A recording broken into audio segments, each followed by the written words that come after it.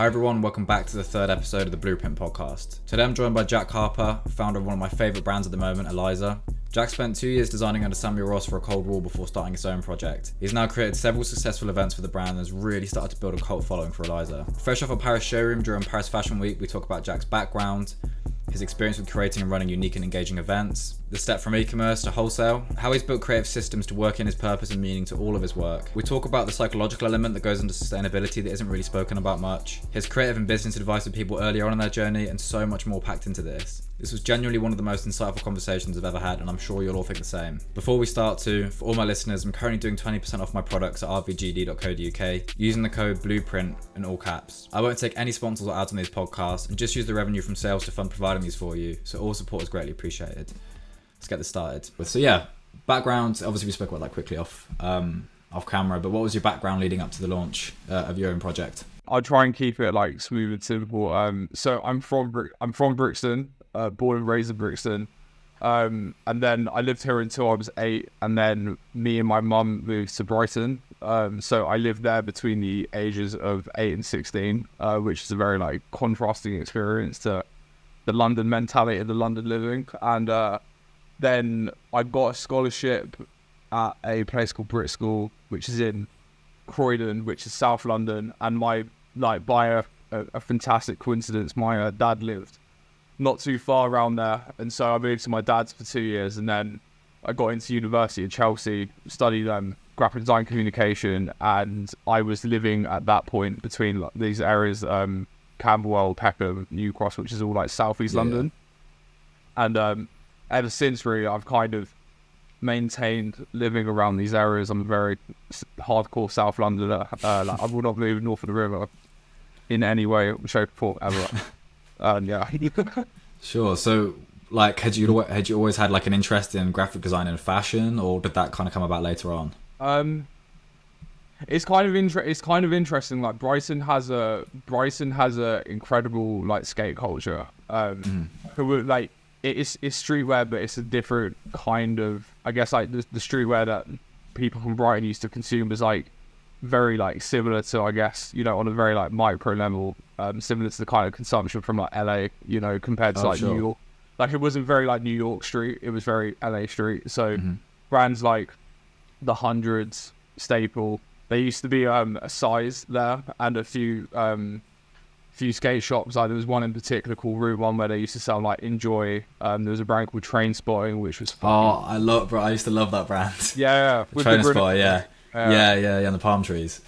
Yeah, they're one of the big reasons I got into streetwear, actually. Yeah, for me it was the same thing. Like they did this like, I'm not sure if it was an official club or not, but I was a massive Keith Haring fan when I was younger, and they like did a kind of flip on one of his paintings, but just using like Train Spot colours, and it was fucking incredible. Yeah, sounds sick. And I kind of, I like in school as well. Like I think the general uniform was, well, we weren't like a blazer type school. It was a crew neck, polo top, trousers, shoes, but like no more shoes. Everyone used to wear Vans Classics, and then everyone would have like an American Apparel hoodie and an Eastpak bag, and like it was about like what colors people get different years. Like I think like I brought in like the stupid introduction of like changing the shoelace on the hoodie. So I had like a purple hoodie with like a luminous orange, fucking embarrassing. But no, it was cool. Like I really liked the culture down there, just because it's like very freeing, and it was like more or less about experimenting, and just no one was really like as judging of it. Like what you would wear in Brighton would kind of get perceived to be like hipster in London, which is like a suit, which is interesting. But that's, you know, like I guess that's what comes with style, is the environment that you're wearing your clothes in, you know. Like where I'm from, like the uniform was just like Sports Direct Nike tracksuits. If you want anything different, like, so when I started getting into brands like Half and like HUF, I don't know how it is, and like Trainer Spotter, like I was into quite a lot. I mean, I didn't skate, but I loved the brands. Yeah, and people used to just say it was so weird, like, because I wasn't rocking like, again, like an Adidas Superstar tracksuit back in the day, you know. Yeah, it actually reminds. I've never said this out loud before, and you just like resurfaced them everywhere. Like I actually bought some Huff socks like years. I was a massive fan of like Huff and like I was really into Benny Gold, who used to work there, and then he kind of did off his home stuff, and then staple design with the pigeon, which I was super into. But I remember like the shop used to have all of it, and for whatever reason, because a few people had it, I was like, oh, I'm gonna buy the Huff socks, which had like the weed, like the weed ones, yeah. Like, I've never smoked weed ever. I think I smoked half of once in my life, like in like the fucking Sahara Desert, like a year ago. But oh, mad. I was never into it, and then like I went into school one time, mate, I got so much shit for it because it was like because I had like an average reputation for like not being into that stuff, and all my friends absolutely drilled me, and trust me, I never wore them again. Yeah. Oh, so it was mainly like the sort of skate culture then, like in terms of like the fashion scene when you're growing up then. Yeah, and I think like back then the kind of clothes was way more like graphic influence. Like for me, a massive draw towards like those streetwear brands was the graphic application on them. So when I was younger, I used to like be more into fine art, I guess, like, but very entry level pop art. Like I was an Andy Warhol fan, Keith Haring fan, a Basquiat fan, a Salvador Dali fan. But that is because I was the only creative in my family ever. So like my mum's like entry point into the arts was very, you know, like what was popularity. But yeah, and then I kind of just got really like fascinated into the illustration side of it all. And so I kind of like pursued like heavily drawing. But I guess like that definitely like changed over a certain period of time, I guess. I couldn't really tell you what the turning point was. But maybe like I remember like I did, you know how you get to select your selected GCSEs. Yeah. I did music, art, fine art. But yeah, like I was really like drawn by the illustration style of brands like the Hundreds in particular. Like the grenade from Trainspotting was probably like one of my favorite designs ever. And actually like a big entry point for me going into like graphic design as like a GCSE course was the Hope poster by Shepard Fairey. Like the red and blue one? Yeah, that's the exact one. That's the exact one. And like I remember there was like a fair in our school like showing like all the stuff you could do for GCSE, and there was like something that drew me so hard to that poster. And like I did really understand why that was like within the category of like graphic design rather than art, but I guess like there was a pop art twist to that. And I know like Shepard Fairey with Obey, it was just it just kind of made sense for me to like go down that direction, as well as the fine art direction. And yeah, it kind of just took from there really. And I took a real love for, you know, like pursuing graphics in that sense. Like I remember when I was at school, I used to sell t-shirts. And I guess that's loosely where I got into clothing, was because there was a skate scene there and I used to be shit at skating. I had to like contribute culturally differently. And my friend like had an idea of a brand called Logic, and because they were both lazy as fuck, I knew they wouldn't do it, so I ended up doing it, and I ended up selling the stuff and like just coming up with designs. And to be honest, they were trash. Like I'd get like Primark t-shirts and then like cut the graphics out using heat transfer vinyl, printing it. Yeah, that's how I started too. Yeah, man. But I guess like the selling side of things I was always into. Like I was that kid that used to sell like Coke cans and the fucking Kit Kats and like flipping it, because behind our secondary school was the Sainsbury's. So there was like all these like nuances and these like micro experiences like contributed. So I guess like, okay, I might have the confidence to sell my own work, and clothing is what I'm into. The culture of it is what I'm into. And yeah, I definitely think like when I look back, Brighton is what heavily influenced me to like go into this direction. But yeah, I would say that's pretty much. Yeah, that's super interesting, man. So you finished. So you did your degree. Yes. In graphic design communication. What was next after that? Did you have a grad job or did you just freelance? Yeah, so it's quite funny. Like my course really pushed people to do advertising and creative agency work, and it just really wasn't something that I ever wanted to do. I maybe would have like considered going into branding. Like I still to this day think like branding's like a very like strong point of mine, and it's something that I very like deeply love, but I never enjoyed the aspect of people that had no education in branding telling me what's right or wrong. It kind of defeated the purpose of me even fucking doing it. So yeah, I kind of, after it, I just like waited out a little bit. So I ended up working in like a pub for about 5 months. sofa surfing as well. Like it was a bit of a nightmare time, and it was quite degrading because all my friends had like salary jobs, and I was like so broke. But I was doing a lot, like I was spending all my money on like photography film. Like photography was something I was so in on, and I still work on. Like I do most of the photo shoots that Aeliza runs. Oh wow, okay, I didn't know that. Yeah, I shoot 90% of it. So was that something that you just learned like yourself, or did you do any education in that too? Well, I guess like the cool thing about our course was that like people have this idea that like graphic design is this, you know, you're like on your computer, tap, tap, tap. Whereas graphic design is just more about like the key word to our course was communication. So it was about like understanding the message that you're putting across. And obviously, people that go into advertising, there's the fields of art direction, assistant director, etc., etc. We kind of like got taught all of that, and I think for me, like photography was just something that I latched onto socially speaking. Like I remember I used to go to a lot of music events, and yeah, I was a designer, but it's really hard to like show that socially. Whereas like having a camera was like a great entry point to meet people, because people would always demand photos and stuff, and I definitely like for me like a camera was an extension to my curiosity, and so I used to shoot because I was curious about the cultural scene that I was in, the people, the personalities, and I guess like through that you just like go through trial and error and like figuring out like a language. And I guess for me like graphic design is very analytical, and so I kind of like started chiseling down like my technique with photography. But yeah, I guess so. Like put that aside, I got an internship at my friend was at like a small agency, and I like did an internship there for a month, and it kind of like got me back into everything after working at a pub, which is a bit shit. And then I saw a Cold Wall posted up a job on socials, and but it was a bit annoying because it was like CSM students only, and really? CSM graduates, and it was annoying because it was UAL. I was like, okay, like they must make exception to this. It was surely.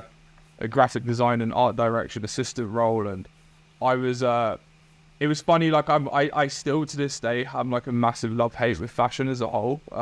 Like for me, it's like a vessel rather than an endpoint. Like I don't really like live the fashion lifestyle, as you would say.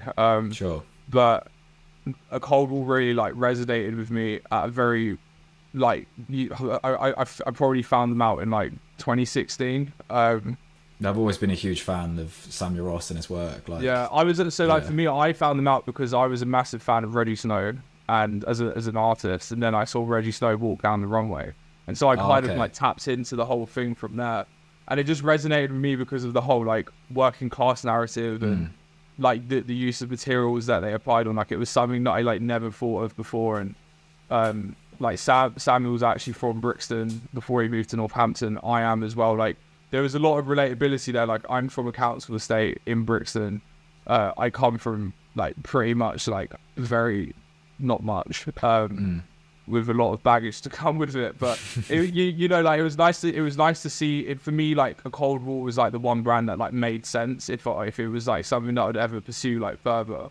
And like, yeah, I was very lucky to get the job. Like I basically emailed his PA, can you make an exception? Had like a kind of half portfolio. I had to like stay up all night and make it. And then I went to CSM. They put up barriers at this point, so I couldn't get in. So I just waited outside, and I was the last person they interviewed. And I think, yeah, I don't think I had the best portfolio, but I certainly had like the most understanding one. Like I had like 2 music videos of like Lancey Foe at the time, and sick.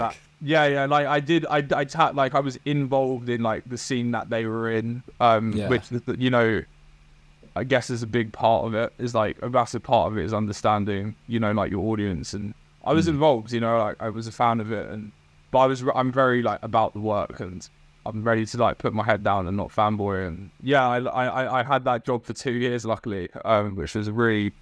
Did you enjoy it? Yeah, it was a really difficult experience. You know, like there was definitely like 100-hour weeks involved, and. Oh, so a lot of pressure. Yeah. Like I was young, and like I'm not gonna say like I wouldn't say I'm as such now, but I was very sensitive, and I had to learn a lot to get it right. Like I didn't even understand how to like send like print files to screen printers to print t-shirts. Like it was how inexperienced I was in that area. But Samuel was very like I joined when there was only like 5 or 6 of us, so it was very, you know, like everyone was like very much together at a given point, and I was like very blessed to have like a direct like mentorship with Sam before like things got like big the way it did. And yeah, it taught me a lot, and I'm very like grateful that he was extremely patient with me, because sometimes I would be probably like a bit too stiff. I would question things a lot. Like I'm very passionate at what I do, so that can come heat, you know, like I'm a bit of a short fuse. But yeah, I was very like, I never wanted to let him nor like any of the team down. Like I really cared about it, and I would like to hope that showed through the work that I did. So I hope they share the same. Yeah, well, no, I'm sure it does. Like that's one of those things where like I've always found you can tell, like if you're looking at a certain piece, whether it's a graphic design or a garment, you can tell if there's passion in it. Like the amount you sift through, you can really tell. But what it seems like to me, just as like an interest, like it seems from what you've been saying about kind of your upbringing and lead into creativity, it seems you're someone that's like really into sort of very blatantly wearing your creativity as a part of you. Like a lot of people are quite shy about it, but you're saying like having the camera with you as a symbol to show that you're creative, wanting to print t-shirts. Would you say that's kind of led you to doing your own project as well, or? So to be honest with you, the reason I came up with this project was actually because it was part of my dissertation at university. Okay. For a long time, like I actually look back at like I used to do a lot of like spray painting, and I used to like in Peckham, where I used to live at this point, there would always be like IKEA flat packs everywhere, you know, like spare bits of plywood, etc. And I used to take them home and drill holes in the corners and then paint on them and then tie them up in the street and just see what happens to them. And Sick. but like my subject matter was always people. Like it was really interesting. Like when I used to see like a lot of peers who were extremely creative and I admire them so much. They always like pick really like intriguing subject matters beyond people. Like you know, like even Sam included. Like Sam as a designer was, in my opinion, very like into brutalism, for example. But for me, I when you know, and for me, like when it comes to the act of service, I can design in that style. But when it comes to designing for myself, it's not really a style that like, or communication form that resonates with me. But what has always resonated with me is just like the fascination of people. So I used to always draw like faces, like the equivalent to emojis, and I just kind of used to like reflect whatever my mood was and then just plaster that up on the street. And you know, the fact that it went from that to then this, which is extremely about individualism, is definitely not a coincidence, I guess. And I guess like the curiosity is just still there, but the format and the vessel is just a little bit different. And I find fashion such an exciting format to pursue an idea for many reasons, which like has been proven by, you know, predecessors, and you know, like Sam for me being like a personal leading example, and then externally like Virgil, you know. But yeah, I just thought it was a suitable place, and also I see like right now like a gap which I think I have a personal interest in, and it gives me a reason to pursue it, you know, because I do want to pay rent at the end of the month, you know. So kind of following on that, like it's a question that a lot of people ask me when they're asking about branding and stuff, but I think you'd have a good answer for this. Cool. How important do you think storytelling is when it comes to fashion in the current scene? Like aside from just the graphics, it's an interesting one. I think it is extremely important. I think you can't really run a brand without storytelling. Actually, that's not true. You can run a brand without storytelling, but then it affects like certain other aspects like price point and stuff, you know. So like bluntly speaking, like Primark doesn't exactly have like a storytelling narrative to their products. Neither does many others. But then when it's like the culturally involved brands of like any like price point, whether it's like a Cortez, a Cold War, etc. Yeah, storytelling is extremely important. But like for me, this is like one gap that I saw was that I felt like fashion doesn't tap into non-fiction enough. So like for me, from like a personal standpoint, I've never really been into fiction. I don't think I ever will be. I'm into films, so like the fiction that I get from a sense of inspiration is definitely like filmmaking. But when it comes to books, like, I've probably already read like Charlie and the Chocolate Factory, but then when it comes to non-fiction, for me it's really fascinating because it's very much in the real world and it does matter and you can apply to it. Like there's definitely like a logic applied to it. Because I think storytelling can lead to a sense of escapism, and I think in the time that we're in, people's mental healths are way more fickle than they were. Tolerance is lower, and that's not to say it's bad. It's just like that is just the time that we're in. Yeah, I've been to therapy. I've had mental health episodes in the past, like we all have. It's very much normal, but I kind of didn't like the fact that storytelling would not. I don't think storytelling based brands would like fully solve the problem. To those that are actually interested in fashion, where for me, like I see fashion could be like a great place to like educate in a more non-fiction format. So I completely agree. Yeah, so like I guess like when I looked back at me being a photographer, I was never interested as a photographer like making like sets or making real worlds. It was very much about documenting the real world, and so I kind of like to have that same idea alongside fashion.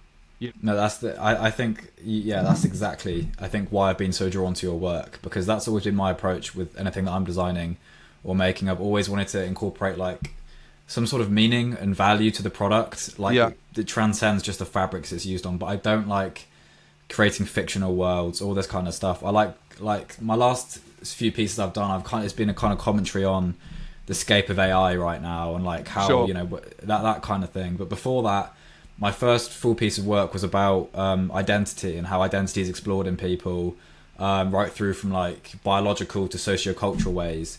And that was interesting. I mean, I didn't really hit the storytelling element that well, but but it's not. Yeah, but you probably did way more than you probably did better than you thought you did. It's just like you kind of find with fashion, and it's in the same way with music. Like you can't condense like a whole idea into one song. You know, you've got to build an album. You've got to live like. And it's the same thing with like fashion and the collection. Like there's only like so much you can compress into a hoodie, but of course you can communicate the idea through many other mediums, such as like I find it really refreshing how you just like say things as it is and very like direct, which I think I remember seeing a video of you explaining how you get a lot of love for it, but you probably get a lot of hate for it because it doesn't like conform to like the norm. But that's always going to be the case, and that's how it should be.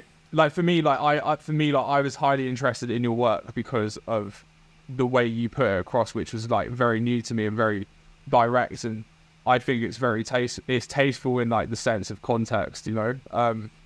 Something that I don't. Thank you. Like I've managed to hit a home run on yet, but I'm trying to figure out. Well, it was a very trial and error for me because I've always probably spoken too much for my own good, and I've always been very like, again, another reason I've been interested in what you're doing. I've always been a very curious person. I've always wanted to know more about things, and it kind of led to the point where I was just making TikTok content because I was skint and had run out of marketing budget, and just started talking, just literally just saying what I was doing is black and white, and then people started to like it, so I just refined it, and now I've got a level with content and communication now where I can get a point across very quickly. There's still gaps in that. There's still like things that I wish I put more time into, but it's been a decent medium so far in terms of awareness. There forever will be gaps, and when you fill them, new gaps will appear, and that's kind of like the fascination with what we do. Really, is that we're always trying to like figure out like ways to communicate new ideas and. In different times that we're in, like a big realization for me was how much I've had to for me, like what I envisioned the brand to be before I even designed like my first garment was very different to like what it looks like now. But I think what separates people is, are you ready to embrace that change, or are you going to be really stubborn and stay in that place? And don't get me wrong, like that can work for some people, but I would say 99% of the time it doesn't. And you do. No, it's mad you've just said that, actually, because I haven't publicly said this anywhere yet. Lovely. But I am taking a bit of a hiatus with product releases now. Because what I found myself doing was, so I launched the brand when I was 17. I'm 21 now. And I've always, like, I started it with a very clear long-term vision. But now I've come to realize that now I've grown up a bit, my style's matured, my ability to design is far better than it was then. I don't really like the vision that I started with. And I felt myself trying to keep building things that fit into that first vision. Sure. That I feel like I'm shortchanging myself and my customers at this point, just trying to keep up with an old vision. So that's why I'm going to be doing a lot more podcasts now and a lot more education. You know, now that I finished uni, that's all I'm going to be doing is speaking to people that I'm inspired by, learning as much as I can, and then come back early 2024 with a much fresh new vision. You shouldn't even put a timeline on it. Just do it when you feel like it's right. You know, you don't know how you're going to feel tomorrow, let alone today. So it's very true. To put yourself that goal is just kind of, you're going to put pressure on yourself. I think you should just do it when it feels right, because life and things do change. And, you know, you might actually do the podcast more and get into that and end up wanting to grow it and keep it going. And I think, like, you know, that's important. Like, I'm very grateful to be on this right now, because there isn't a lot of people that provide a platform, when I think there should be like a really great balance between, you know, like designers and podcasters and so on and so forth. But yeah, you'll always be able to like tap in and out whenever you want. But I just don't think you have to like confine it to a brand name as such. Like, you are yourself as an individual, a brand of some sort. So you could do it under your own name loosely without it confining it, you know. Like, there is really, like, the greatest thing about what we do is that there is no deadline, there is no rule book. And like, I always find it funny when like musicians that I know like set deadlines, because it's like, who the fuck who's telling you this deadline? Yeah. Like we're not doctors. We are very privileged creatives, and you know, we can embrace that freedom. I think it's just the first time in my life with no deadlines. Now that I finished uni, it's like, wait, I've got to have this done then, this done then. But actually, you're right. Like, now, because I have other stuff on the side. I do freelance graphic work for a lot of other brands, and I'm not really allowed to name names because it's fine. NDA. Same. This is how. Yeah, exactly. That's how I keep the bills paid. And I do like consultancy and stuff too. But I do like spend half my time doing freelance for like other brands, whether it's like consulting, garment designing. Yeah. So is it fashion again? Is it like fashion freelance you do, or do you do like other mediums like branding and? I've done photography jobs. Like I did one recently that I'm really proud of, which I'm actually going to post like next week. Nice. Yeah, I've done a range of freelance photography jobs, but they're like, I kind of keep photography more on a project basis, where I do freelance for, currently I have 2 retainers with 2 brands, which like range between like graphic designing to consulting to garment design, to art direction. Like, this is the great thing about graphic design for me. It was that graphic design has always been this umbrella that, you know, you can tap into so many things, and that's kind of the way that I see it. Like, I just kind of see everything as this like seamless, synonymous. Well, it's raining really hard, and close the window quickly. When you're coming to release and design new products, do you approach it from designing a full collection in one go, or is it per piece? Like, what's your approach with new pieces? So I kind of look at it in 2 ways. So firstly, I've always wanted Aeliza to go into like wholesale. Like, I do want it to be in stores, and I've always wanted it to be in stores. The big reason for that is because of the quality of my stuff and where I make it, it ultimately is going to be higher priced. And so therefore D2C will never be its like greatest facet, because it goes beyond like the price of it being impulsive, you know? So like for us, like the cheapest graphic t-shirt that we do is £55, which, you know, not a lot, like not the everyday person will want to like spend that and not know that it will be 100%. I respect that and I understand it, but when it comes to like in stores, like people will buy that, you know. And yeah, wholesale is a very important side that we are currently aggressively pushing on. Like, we've just come back from Paris, So yeah, like so with that being said, you basically have like a spine. So imagine your like wholesale collection being like the spine, and then what we do is we then kind of use all the pieces from that collection and like figure out incrementally when to release them D2C throughout the year. And so in like the collection there's this like crew, so this crew neck jumper was never in the collection that we've just done, but the shape is, so like we had a crew neck with a monoblock chair and these two circles that were digital upper mix. But so that was like the spine, and then through e-commerce we were able to be like, oh, let's do like a more like core version that would, you know, like suit D2C more like this, and then this would be ecom, you know. And so you can kind of bounce off there. Like I like to stick to the wholesale collection as a kind of, you know, like a consistency thing to go through the year, but there's always like room to like tweak things and change things that would be exclusive to D2C. But it doesn't stop, to be honest with you, like I don't stop myself from like impulsively designing stuff from time to time. Like I can't really say what, but we've got like a couple collaborations in the next like 6 months, which are like quite impulsive and have nothing to do with wholesale. But yeah, mainly like I don't really have like a massive itch to like design a new piece every second. Yeah, of course. Because there's so much of the business side that you have to do that like 5% of it's fucking designing ideas. Yeah. But yeah, like I mean, yeah. I guess that's the best way for me to answer it at this point.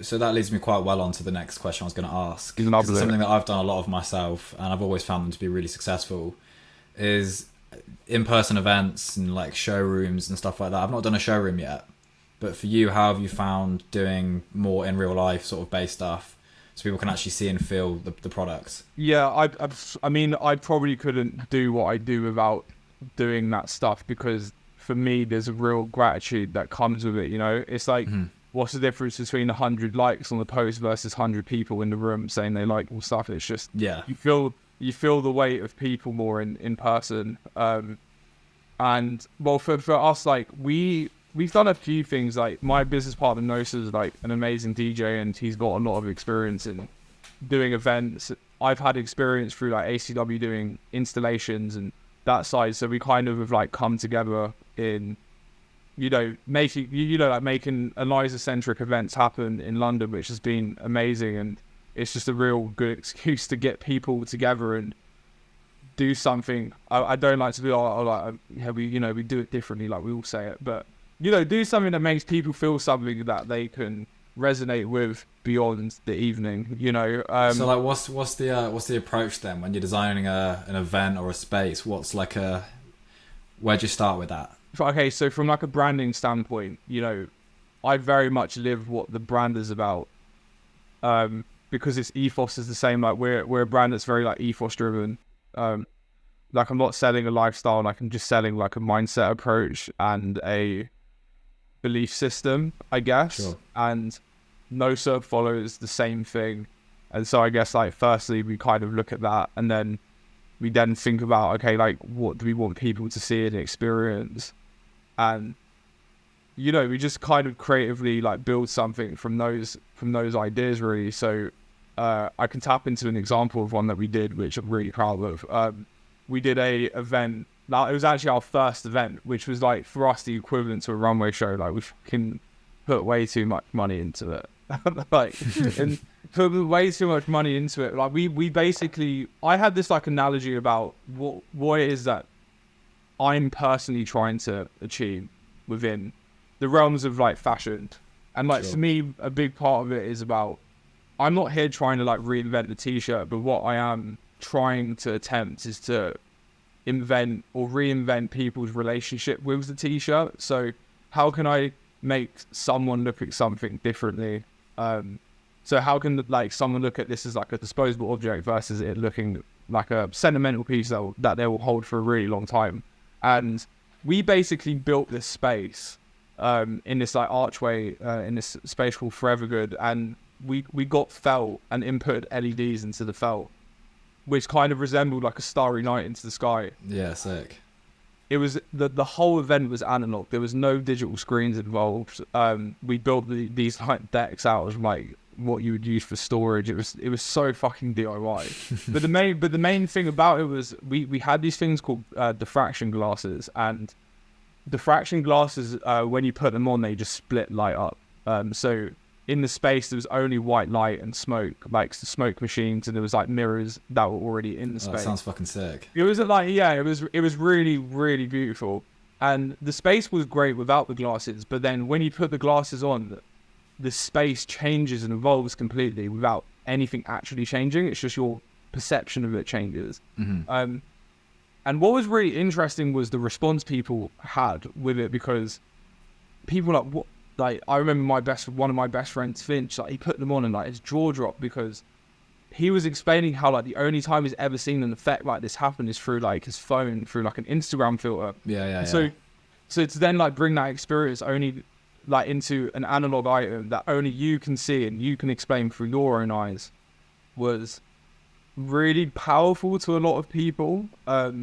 And it was unusual, you know. So when you came in, you got a instead of a stamp, you got glasses instead, and then, you know, you put them on, and it just completely evolved the space in a way that I've never really like seen before. Like, I actually took inspiration from it from a Fatboy Slim concert about 10 years ago now, and they like dashed out glasses into the Amex Stadium where Brian plays, which was he just dashed out all these glasses as a crowd, and it was diffraction glasses, but you can get these glasses that have your logo in them, and that was just like an experience that really stuck with me for an extremely long time. And I managed to, in whatever way, be able to achieve the same thing bar the logo, because it was just the production cost of that would have been way too high. No, that does sound sick though. Yeah, it's like that's something I would do in the future. Like, there's an evolution there that I'm certainly going to pursue. But yeah, it was like a really beautiful experience, and you know, for some people it was a party and a turn up, but then for some other people it was an installation, and like a big part of the installation was just seeing how like people interacted in the space. So like you yourself is a part of that, and the installation can't exist without the participant being inside, and that's something that I've always liked to tap in on at all times when possible. But you know, like to be honest, like, we haven't done that every time. Like, there's a time that we did a party and it was just a straightforward party and it was pretty fun. Yeah, you know, like not everything has to like always be analytical like that, but it can be based around like feeling. You know, I think articulate people like ourselves, which isn't a pretentious thing to say. Like, we are people that enjoy reason a lot, and sometimes it's nice to just like take a step back and feel something that cannot be explained,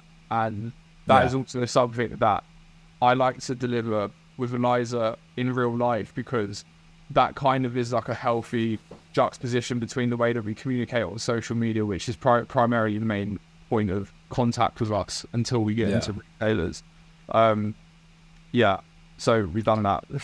So you definitely say like it's kind of a big part of the brand then for you, like it's an important part. Oh, the brand doesn't exist without it. Like that's just like the given. Like, I would say we've done 2 pop-ups. We've done 1 showroom which we've just finished in Paris, which was great, but it's a very like B2B experience. So it's amazing to do, but it's not like a marketing thing. Like, it's very, you're there to, you know, in the hope to get into retail, but it's like very humbling to be in, you know, like the fashion capital, showing your clothes off to people, and we had such an amazing response from it, and a big attraction towards us was the reason behind it all, and the fact that the clothes are really good quality, which you can never really portray on social media, unfortunately. There's a lot of bullshitters. Agreed, yeah. When someone finds out that we don't bullshit, it's amazing.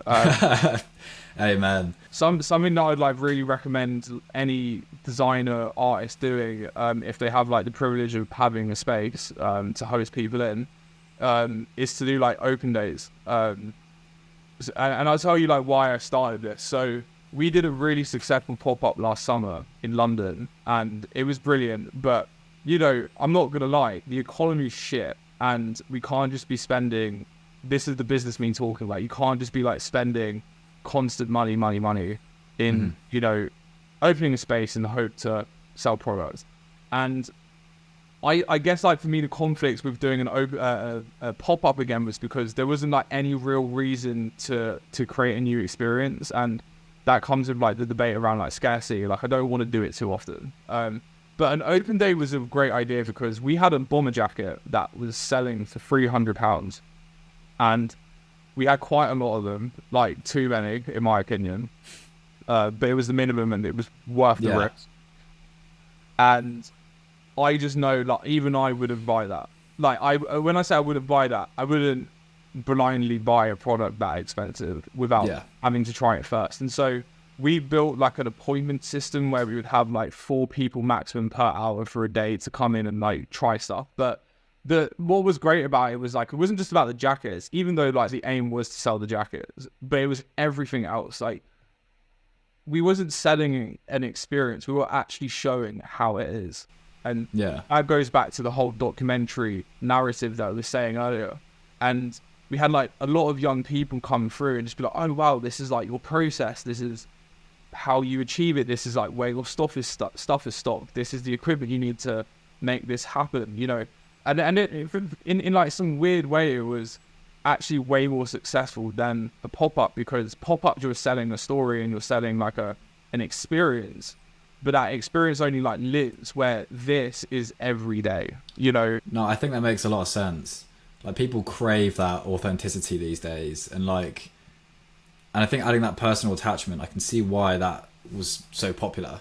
Yeah, but I think like a massive part of it as well, which maybe I didn't realize until afterwards, was like the biggest importance to that was the fact that we actually limited the amount of people that we could have in it at any given point, because we knew that with the last pop-up that we did, it was great, but you can't like give everyone like the full breakdown of what's going on, because there are too many people and it's only so many hours in a day. Whereas like we found that 4 people was perfect for 2 of us to go through everything, explain anything. If there's any questions, like we can give them the time of day, and that was like something that we do and I still care about. And because we're still extremely small scale, it's something that we can do, and it really does like make a difference. And we actually ended up selling all the jackets. We have one left because we have to be keeping it for archiving reasons. But like, it was funny, like in real life they sold more than what they did online. And maybe it's because the people that would have bought online came here, but still it said a lot about like the IRL experience. And so like, I guess like what we do now is we try and do like an open day like once every 2 months, or like once every, like, you know, like when, like right now we've got a drop coming out on Friday, and like we could probably do an open day next week, or when we like next get stock in. And it's good to like let people feel special. It's good to give people the time of day. Like, I feel a lot of gratitude in people even being interested in what I do, let alone buying stuff.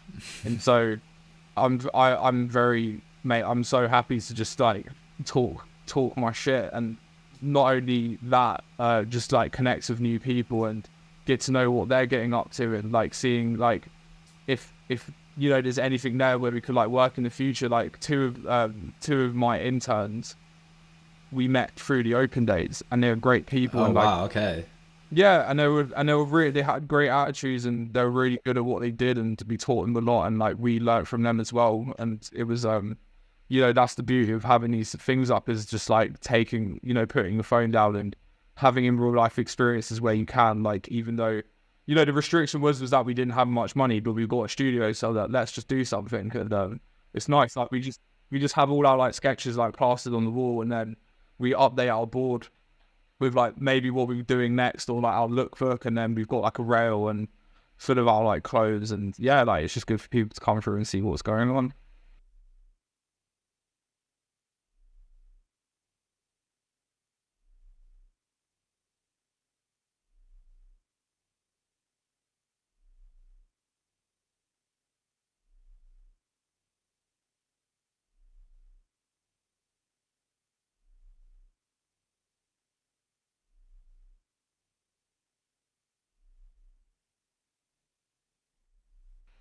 You take in the information better. It's like, you know, when is the last time you cooked a recipe that you saw from TikTok? But then you get taught it in person, and then you end up you doing the same like There's so much information on the internet that you don't actually take the information in. And it's something that I really respect that like Cole and Johnny do, is that they've managed to like make a store in the most prominent point of Soho, have that space where like you can see them work. It's like it's brilliant. They're like great people, and they have really like great intentions with what they do, and they're also fucking really good business people. Yeah, I'm super inspired by what they do, man. Yeah. So you know, like I was personally very inspired by them, and like it makes me want to have a store in the future. You know, I'd love to have that. Yeah. So what I'm really interested in, I'm sure like a lot of my viewers or listeners or whatever are going to be interested in kind of understanding, is so the showroom in Paris. Yeah. Kind of give us the breakdown of kind of like how that worked, like, you know, setting up and kind of getting people in. How did that work? Okay, cool. So I'll tell you kind of like we've been trying to get into stores since the very start, but as we kind of realized is that people need to see it in person to be able to give it a chance. Since COVID, the budgets for retailers went down dramatically to bring on new brands, and so therefore like the window for new brands to come on was extremely more narrow. So I'd argue that it's a very difficult time as a new brand to come in unless like you have a lot of like social currency, or if you're like a celebrity. So if you're a celebrity like Jaden Smith and decides to start up a brand, they're probably gonna get into retail much quicker because they guarantee a sell through by the retailer, you know. So we you know, like we're not in stores yet. It's definitely been like a frustrating process, but we were fortunately we know how, I guess through my experience, like I know how to do line sheets. I could understand the business end because when I was at a Cold War, I used to go out to the showrooms and work there, and so I would see and observe and how that would all work. So like whenever we've done collections or like capsules, we've always like sent a line sheet out to retailers, but we've always get like no reply, even though they look great.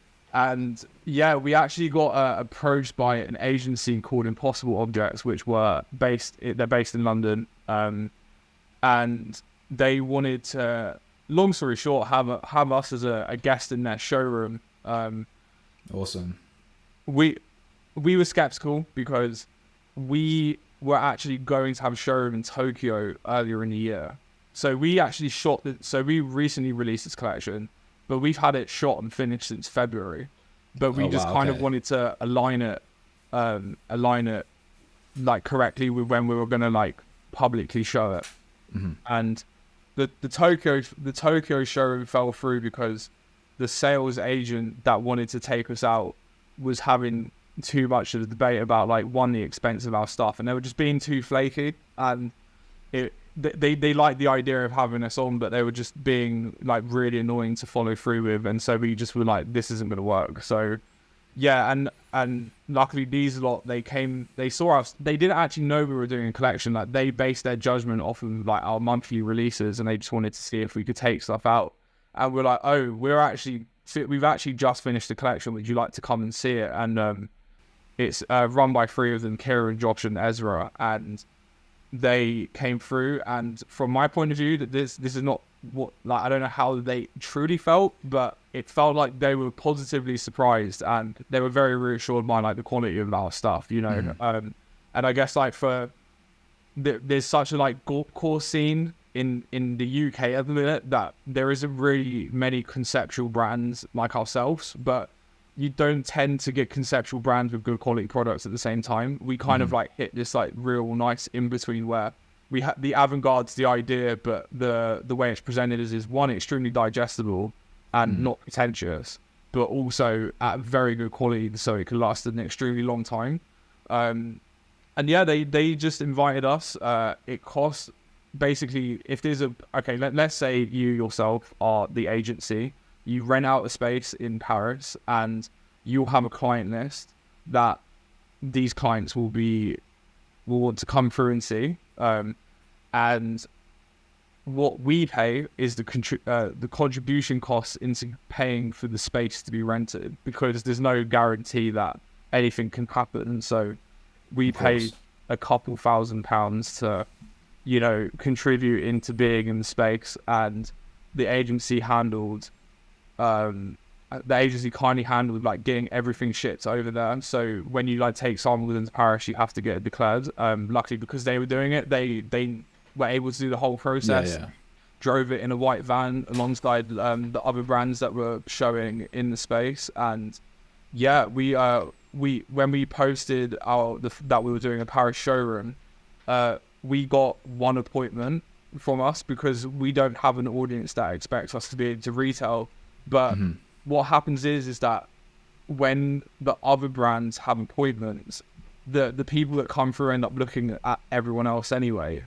Sure. And we got a lot of attention through that, which was a great one. And we've had a lot of exposure and a lot of positive feedback from a lot of retailers that we were actually trying to target. And also Impossible Objects, because they have a reputation separately as an agency, they would also get appointments. So like if Impossible Objects get an appointment, that means that those retailers are coming to just see like what's new and what's going on. Sure. So like what was one appointment for us directly ended up being like at least like 10 a day, which is great. Oh wow, okay, yeah, nice. Yeah, but it's like this, like some will be like shit, some will be quick, some will be like an extensive conversation for 20 minutes. And I think like we've got back to about 15 retailers, and hoping that they make an order. But we're not trying to get loads of stock lists. We're trying to just open up like 1 or 2 accounts this collection, just to sure. Walk before you run. There's no rush. So would you say it's still too early to tell, or do you think it was? Would you say class it as successful? No, it's unconditionally successful in my opinion, because it shows that people are taking us more seriously. Not to say that people weren't, not to say that people care, but we definitely felt an energy that we haven't felt before. Like we had so many people come through to see us, like, and not necessarily people that would buy it, but it just showed like out of everyone, like we actually have an audience, Yeah. I heard there was a showroom, is it called, to come see the collection. It would just be like some youngers, like some peers that me and Nos already know, to people like other creatives that we are connected with, like globally speaking, that we were able to meet for the first time. Like, for example, I met a guy called Island who I've been speaking to for 2 years, and he's from Japan, never met. And he's like an amazing sound designer, and like we finally like met in person. It was really nice, and like having a showroom is such a great place to just kind of like bring people together, and yeah, that was a very like beautiful experience to have, and for that reason it was an unconditional success. Well, congratulations, man. Thank you. It'd be great to, obviously, like the aim is to get a retailer, and I think we will. I'm not going to say who, but like we've got potentially who we wanted, and we're very like grateful for it. But yeah, we just got. I will believe it and announce it when it happens. Yeah, no, of course. I mean, I've always been in that mindset too in terms of wholesale. Right from the get-go, it was always something that I've wanted to pursue. And bear in mind, like, this is I'll tell you a story now, my very bootleggy way of trying to get stocked. Because I'd been sending emails on line sheets to loads of retailers I was interested in. Obviously no emails back. I think I got one back saying we're not interested, which, I was just happy to get an email back. But I was doing a pop-up in Shoreditch, and I had all my products with me. And again, it's one of those things where in person the quality is just, it's beautiful quality, the stuff that I've been able to make.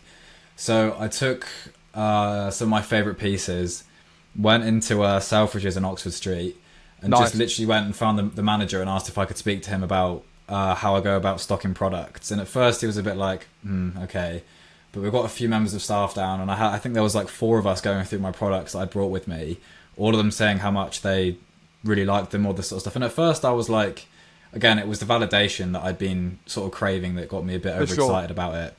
But then they stayed in contact. They sent 2 people to come to the pop-up a couple of days later to come and actually see the products in person and speak to me and all this sort of stuff. And it was looking super positive. Like, I had the contacts of, I think, 2 buyers at Selfridges. And then, I was getting super gassed, thinking I was going to be like part of their sort of Mayfly brand section for at least, you know, a season or two. But it just kind of went cold. But so I started this really dumb campaign. Like I think this was like last year, like last summer, where I was doing a thing where like if people went to Selfridges and recorded themselves asking to stock River God, they'd get a free t-shirt if they posted it on their socials. So I had about 30 people going in and doing that and asking the staff there if they could stock River God, like as in like pretending to be a customer to try and get them to just listen to me. But then I ended up giving away too many t-shirts and nothing happened. So that was just a complete I don't know, waste of time. But it's not a waste of time, man. Like it's the experience is valuable, whether it's a positive or negative one, nonetheless. And you'll be surprised that people don't forget. You know, it's just I think we're in a time where fashion is so accessible to do now. Mm-hmm. It's like the SoundCloud era of fashion. Oh yeah, easy. But also the budgets have went down for the retailers. So it's like the amount of people that are going to approach them have went up, but then the amount of people that they can take in has gone down, and they're like completely in a battle with each other. So it's a strange one, and like I think something that I've seen on my side was, and you know, like I did start this in lockdown, like I was a lockdown startup, but I've had the idea. I'm 26. I had the idea from when I was 20, but I just kind of sat back and was like, I'm just gonna like pursue other people's dreams before I pursue my own, and like learn the trade a bit more, which I'm very fucking glad I did, or else I would have screwed from day one. You know, people want to see who's serious and like who's actually there to stay. And I know a lot of people that started projects of not even just fashion, but of any like kind, and where are they now today? You know, it's a game of persistence, and people want to see that. You know, like people ain't gonna be like even I if I was Selfridges or a retailer, like I wouldn't take on a brand that's 6 months old, because they might not even know how to like handle business properly. Or no, of course, like I wasn't offended at all by the fact I wasn't saying that to you directly, just more as like an in general thing. But never be disheartened by it. Like you'll get to where you want, and it just takes. I was just gassed to just have the attention of them in the first place, and have them even send people to my pop up and like all that kind of stuff. Like I was 19 at the time, and I was thinking this is just absurd, because Selfridges has always been a massive influence for me. I used to go when I was like 14, 15, just to see all the installations in there, like get inspiration, and the fact that they were even listening to me when I was 19, it was just like holy shit, like. You know, maybe I'm doing something right. No, you are. Yeah, 100%. But yeah, that's something I'll go down to like again in the future. I quite enjoy the sort of personal aspect of D2C anyway. Like that's something that I feel like it's a lot easier to build that personal relationship with my customers and with my sort of following is the DTC side of it. But yeah, obviously scaling wholesale is something that I'll focus on again when I've got a bit more kind of background to what I'm doing, if you know what I mean. Yeah, no, I understand. Okay, let's talk more directly about the brand now, like what you've done with it. What's your favourite piece that you've made so far? Sure. That's out and that you're allowed to talk about. No, I can talk about all of it. Mate, no one cares. Like, no, it's not that. I don't leak. I'm not that kind of guy. I'll leak it. Bro, leak all of it. I should have, like, it's only going to benefit me at the end of the day. Cool. Oh man, like, do you know what? Like, it's going to be an unconventional one, but the thing that I'm most proud of is two things, and they're both not clothes. They're actually print material. Okay. So like one of them, I've got both of them there. For me, the most proud. One of the I was going to ask about this. Yeah. Is this, and like the reason is because all the clothes are in it. So it's not that I'm dismissing the clothes. It's just that I don't want to choose what my favorite one is. Sure. Actually, I could tell you my favorite garment, but I'll go to this. Like for me, this is important because I guess like on a personal note, I'm a print man. Like I know paper better than I know fabric, which is starting to change, which is good. But for me, like the important thing about this lookbook was the narrative around it, and that we're not even like using models, like we're using friends that we believe have an interesting story to tell, and that we're using Aeliza as a foundation for someone's individuality.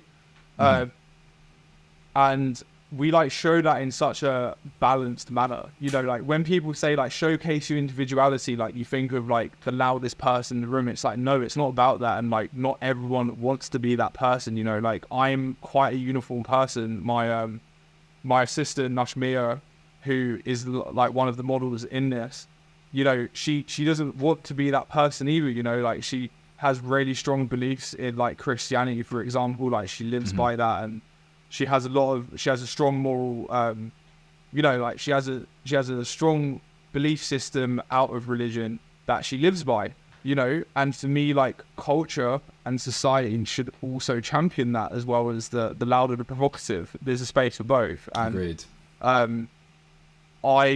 What we did was, and I'll just show you an example of one right now. So this is one of my friends, Niran, and Niran is a amazing designer that did a lot of like pattern cutting and stuff at Levi's. And we asked each person like, where in your life have you felt most free? And we asked them to submit an image. And so what we did was that we ended up printing it like it was a corridor in your house or a gallery, like interpret that as you will. And then they would model in front of that, you know. So it's like live your truth on your chest about the scrutiny of others judging you. And you know, we had 8 very different opinions, 8 very different ideas on what freedom was. And I thought that was like a very like beautiful and yet meaningful thing to put across. And the thing that I liked about doing a newspaper was the idea that like newspapers are so temporary. You know, you get the metro in the underground, you read it, you fill up the side. Where we're like flipping this, where it's, you know, it's something to keep, it's something that will age over time and hopefully have like more meaning as time goes on. And even like subtle nuances, like we individually like spray painted each one, you know, that's like that. It's that subtle way of expressing like your individuality, you know, like this is you putting yourself on top of us, which is like what we're trying to attempt to provide, you know, within like a reasonable sense of control.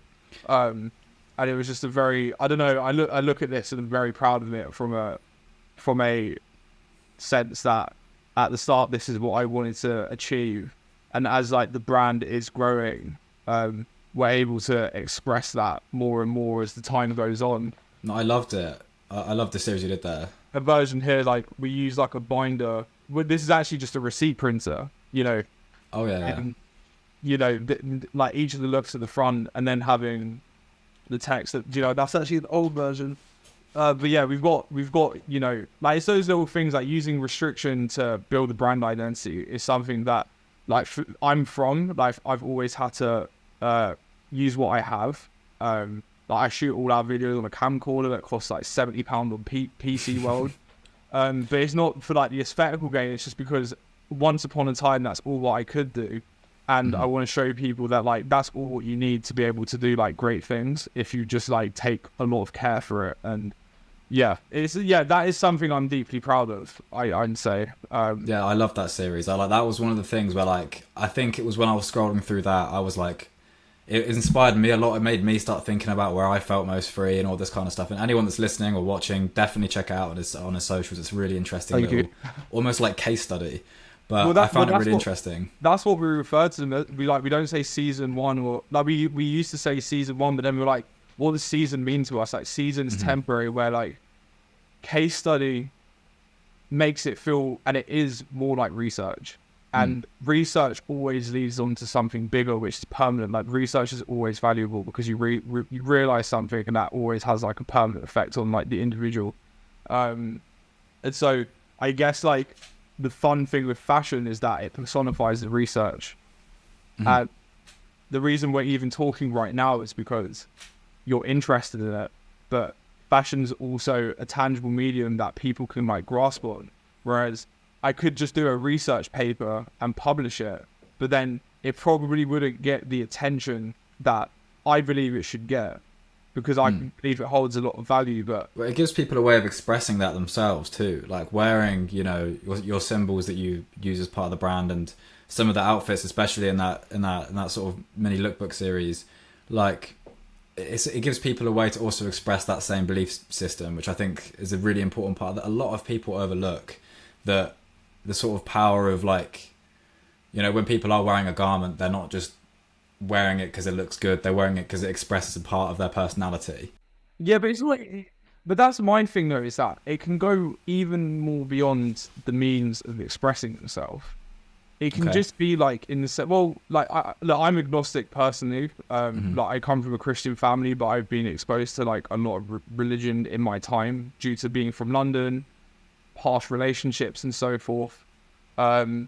And you know, you look at religion, and like sometimes things aren't worn to be expressed because it expresses something, but it represents something, and representation doesn't always relate to expression. You know, sometimes it could be you know, like a practical reason. Sometimes it could mean because this represents this. So I guess like I'm paraphrasing, but in like Christianity, like in the Bible, it mentions about, you know, wearing garments that only use like one fabric of any sort. And so like, okay, you implant that rule into like making collection. That means, okay, you look at like Kanye West, like doing, I forget what season it was, but he made like a puffer coat, but it was only made out of muslin, including the padding inside of it. It was made out of the same sheep from his like farm in Wyoming. And you know, those like rules from beliefs create a very interesting outcome in the modern world, you know, and that for me is way more interesting than expressing yourself. Yeah, no, that's fascinating. That's a really interesting point, actually. I'd not really considered before. I'll tell you a point. I'll tell you. I've never said. I don't know why I've never said this out loud before, but it was something that always stuck with me. So I guess like my process in designing, and this for me is important because I always get people coming to me asking about creative blocks and stuff, and I'll be honest, I never have a creative block ever. But I did, but I think like my strong point as a creative is that I'm a system maker. Like I know how to build systems. Like even the process of designing a collection, I don't find particularly difficult, but it's because I learned a system and the system works and so on. But okay, like when we talk about creative systems, I kind of go off a term called cathartic originality. And cathartic originality is the idea that you build something based off of your experiences. And so I ironically came across this phrase by just going on like a Wikipedia dive. And I think I read like Adele's Wikipedia. For example, like, no, but it's so fire because, you know, like Adele's greatest album is post her divorce. Do you know what I mean? And so what's interesting about that is that she's lived something and she's been able to use that to create something extremely powerful and authentic. Now, a lot of creatives, especially in the visual world, feel like their experiences don't warrant a outcome that is deemed to be like important or like no one's gonna care. But it's like it's a weird thing. It's like there's a cultural, in the Western world in particular, there's like a cultural imposter syndrome that goes along, as if like the things that you went through don't matter and don't mean anything to anyone. Now, in my opinion, yes, that is partially true, but the fact that no one cares means there should be more of a reason to put it out, because there's actually like what's the worst that can happen if you do. So I will personally go through some of the pieces to explain to you where these come from, and I can the Autonomy collection is probably the strongest body of work I've done in terms of what it's about and where I've got all these resources from. So I'm going to tell you one of them, which is I'll tell you two of them because they're both a bit cool. So this is my friend Isaac. He's an absolutely amazing artist and painter. So on the hoodie graphic, there's two symbols, and on the kangaroo pocket it says pleasure and purpose. Now, I had an experience this time last year, where my friends, so even though I'm in like the fashion world, I'm not like, I wouldn't say a lot of my social group, but actually in that, I like to kind of have a variety of people. You know, I don't like to be in an echo chamber. And when you graduate from uni, like you stay with your close friends, then when everyone like moves in the same area, you start like meeting extensions of friends. And there was a time where it was my friend's 26th birthday, and he decided to like hire this like boat in Hackney Marshes. And when I say a boat, I don't mean like a bougie, like it's not a bougie yacht. It's like a little longboat that you just hand drinks on, right? Yeah. And in that night, like the funny thing about us lot as people is that you can really tell who the hedonists are and who aren't. And I don't drink a lot. I've never taken drugs. I've accidentally had an edible once or twice, and it fucks me for 3 days. But like in essence, I don't wake up trying to chase a high. Like I really believe in a sense of purpose, and even though like running Aeliza is difficult alongside everything else, it gives me like meaning to go on, which is, you know, I'm very grateful for. And yeah, like people there was like a couple, two of my friends who were together who were having like a fucking domestic in front of everyone and just being annoying. Like it wasn't nice, and like they were both in the wrong. And then a friend of mine K-holed and threw up on my shoe, which was another friend of mine tried to jump on this small boat thinking he was the shit, and then he ended up falling into the marshes and stunk so bad for the whole night. And we got like it was just like chaos, and three of us, it was like 3 in the morning, and it was 3 of us standing out there being like, that was too much. Now from that I was like thinking about it, and I was like, oh man, like that's such a, you know, like okay, there's people that live for pleasure and people live for purpose. So I kind of like I write a lot, so I wrote down this like analogy, and then when I was like looking, I always look for like graphs and diagrams, and like I came across these scientific diagrams, these two here, and it was a scientific diagram that explains that to every positive interior there's a negative exterior, and to every negative interior is a positive exterior. Now the way I flipped it was, well, this surely represents pleasure because the people that live for purpose feel a lot of internal fulfillment, but from the outside it doesn't look like a very appealing lifestyle. To some sense, like we'll talk this from like the perception of like how we see things in social media, whereas this one represents pleasure because on the outside you look like you're fucking living the greatest life going on, whether it's like material things or like you're on holiday, but maybe like internally it's because you're absolutely lost.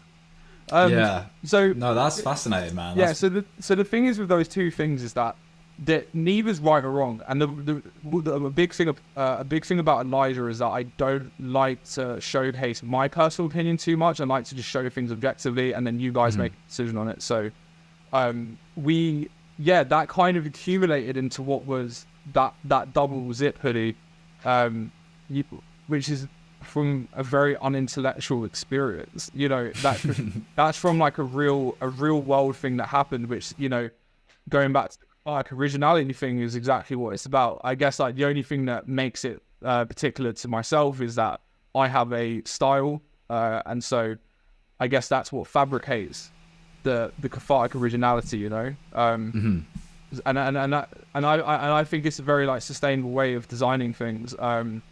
Like the next collection we're doing, or capsule, we're kind of debating what to do next, but I'd really like the fact that the word utopia originates from the words nowhere. So when people talk about like utopia, well, it's nowhere. Like it doesn't represent anything. Like it doesn't exist. So like the pursuit of utopia should never really be a thing because it doesn't actually exist anyway. But yeah, it was an interesting thought. But you know, like all these things come from like conversations through life experiences, and you know, when you realize that you can take inspiration from the most mundane things, you could really do anything at any given point, which I think is like a really beautiful way. And I just wish that like people would embrace that more. And I guess that's something that I want to encourage, which I believe is very unique to my practice, and I don't think many designers do practice it. No, I'm gonna look more into that. I think that's a really interesting perspective, because I mean, I would say like my approach has always been kind of looking at experience too. Like my first collection about identity, that came from the perspective of me struggling with my own self-identity at the time, and also looking at when I used to publish my designs when I was like 15. Like there wasn't direct experiences, but people would always say, "Oh, you've got no identity to your brand." So I thought, "Fuck this!" Like in terms of my design style, it was very original. So I thought, "Fuck this! I'm gonna just do a collection called Identity, about expressing identity and find my own way to do that." And it was really popular when it came out. So that's kind of how I hit with that. But I think you see that it doesn't matter whether it's popular. or not. It's about whether Yes, true. it's whether or not like you should design for yourself before you design for others, which doesn't sound. And it's actually something I saw Rick Rubin say, and it's like really true, because if it's not authentic to you, then how can you expect it to be authentic to the audience? This is the exact predicament I'm in at the moment, as I was saying. Like, Yeah, the hiatus is so I can get back in tune with designing what I want to make and Yeah, for what sure. suits me and my vision, not me trying to keep up this front of a consistency when I don't believe in that.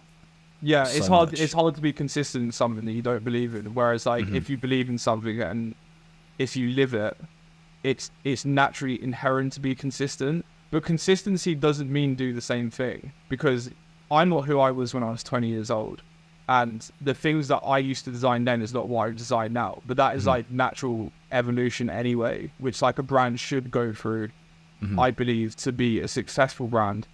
And also that's important as a creative director.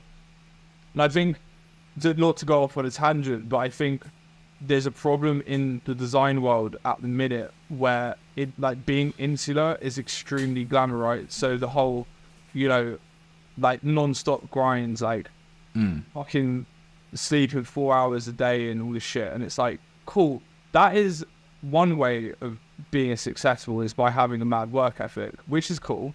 But are you efficient? Which is a big part. Like, I would say I'm ridiculously efficient, that I get paid to do work because I'm quicker than anyone. But I can do people's jobs in half the time. So do I need to end up working as much as them? Not really. But a lot of design is about the origins of design is about solving problems. You know, that's a responsibility a designer shouldn't take. But how can you know what the world, like, what needs solving if you don't live in the world?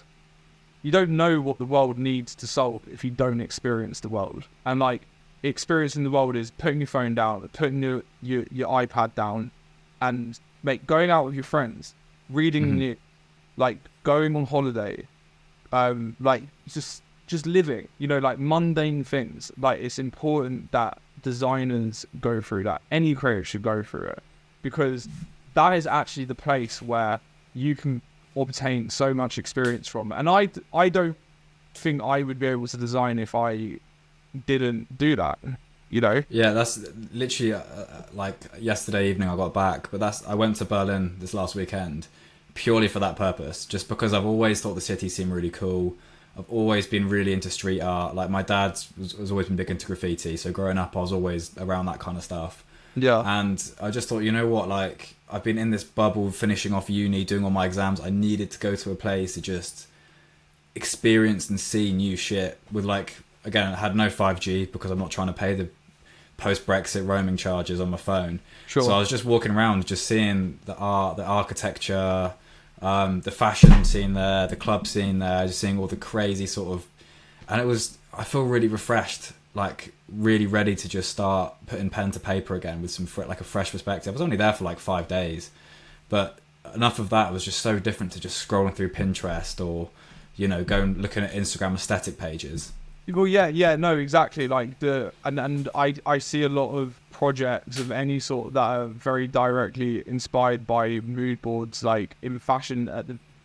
I see a lot of like younger people, like the whole like Y2K aesthetic is back, and there's a lot of young brands that are all starting out with like the same kind of mood board as such, and it's don't get me wrong, like short term I'm sure it'll be successful, but it's not sustainable, and you're probably going to fucking close it within a couple of years, because the trend will go by, you will be put behind, and it won't be interesting, you know, not for just yourself, but for the consumer, which is strange. But I guess like that's it's the problem right now, is like people see the success of others, but don't really understand like what it takes and how long it has taken in order for it to really work, you know. Like Cole Buxton took a long time, but I think Cole Buxton was founded 2015. It was 14, I think. But then when Johnny Wilson, who runs it with him, he joined 5 years ago, and like you know in total that's 10 years to get to that point, and like 10 years is an extremely long time. Like, I remember what I was doing 10 years ago, and I was playing FIFA with my boys, and that was it. Yeah. Like it was a completely different time, and I think especially when you've got new ideas or a new way of seeing things, like a big challenge that I have, and I'm not going to sit here saying I sell loads and loads. Like I sell out, but I don't make a lot of units of stuff because it's expensive to do and it's taking time. But I deliberately underdemand what like my audience wants, because that is the point. That's how you sustainably run the business. Yeah, like, but like, you know, it's a classic thing. Like, revolution's exhausting. Like, when you come out with new ideas, like, you can't expect people to immediately grasp onto them, and people grasp onto them when you're consistent and you don't go away. And that is pretty much my intention. Like, I'll sit here and I might not be in retail for 2 years. I know I will be, but like, if there's always a chance it won't, and if it won't, I'm still going, because the belief is stronger than the brand itself. And it's like, if it's not going to be for a brand, it's going to be through something else. Like, my ethos is synonymous through my whole practice. Even from, like, I remember I did a campaign for the Design Museum in London, and I beat 5 agencies in my bedroom by rolling paint on shoes and then slamming them on the floor. But the whole idea was it wasn't about, I made a campaign that was built around not the shoes, but human beings' impact on trainers. You know, like, I say trainers great. The reason these sneakers are in this exhibition is because we value it, because we say it's important. So if we're the ones that have the power, we should be celebrating the people as well as the sneakers. And that was the whole creative direction around it, which kind of like is very similar to Aeliza in the sense that it focuses around individualism as a whole and community. You know, it's a duality. You can't talk about individualism without community, and the same way around. Yeah, I really like that. But yeah, all right. So obviously, it's always kind of a big buzzword, but also something that's very important in the industry is sustainability. Cool. And, you know, something that I find really interesting that you do is kind of that personal sort of, you know, the IKEA effect, you know, of like in psychology, when you're making something yourself, you bestow more value to it. Yeah. And therefore, you know, likely to keep it for longer, not want to replace it. So talk to us about kind of like, how much do you consider perceived value of a product in sustainability? It's everything, because if you don't have a healthy perception of products, then how can a product like ever be sustainable, you know? But that's more like a consumer form of sustainability rather than producer's form of sustainability. Like, you can make a 100% recycled t-shirt, but if your consumer ends up chucking it away in the bin, then it doesn't really matter. Do you know what I'm saying? So there has to be like sustainability is multifaceted in its meaning for both the consumer and the producers, whether it's a brand, a factory, and so on and so forth. What part of it would you like me to elaborate on? Yeah, so I'd say like consumer engagement in the sense of like, you know, like the co-creation of the value of them having to do, you know, maybe dyeing or, you know, of their own, of the t-shirts and stuff. Okay, yeah. So I guess like my thing, again, it goes back to my whole belief around like individualism. You know, I see in a lot of like consumerism in general that people like choose to, you know, the basic human need is a sense of belonging, right? And so if you see your favorite artist wear your favorite hoodie in that colorway, you're going to want that colorway. Like, it's just a natural thing. But I think we're in a time where like people should embrace what is right for them more than what is right for the tribe, you know? Like, for me, a true community is one that embraces the individuals that's within it. And they don't necessarily have to wear the same clothes, be interested in the same music, or, you know, you know where I'm going out with it. It's like, you don't have to be in the same room to be in the same community and not get along with each other. You know, personal point of view is I see things very synonymous and all one in some way. Maybe that's idealistic to say, but that's how I feel towards it. And yeah, like, I just look back into my own experience with like consuming, and I look back and think I could have always like just done it myself, but like what stopped me from doing it? You know, am I afraid to stick out of the crowd? Am I afraid to take ownership of my preference? Do I have to wait for a brand to tell me when it's ready for me to then like have ownership of it? And yeah, like it was just a test really, to see if that stuff would work. Like a big thing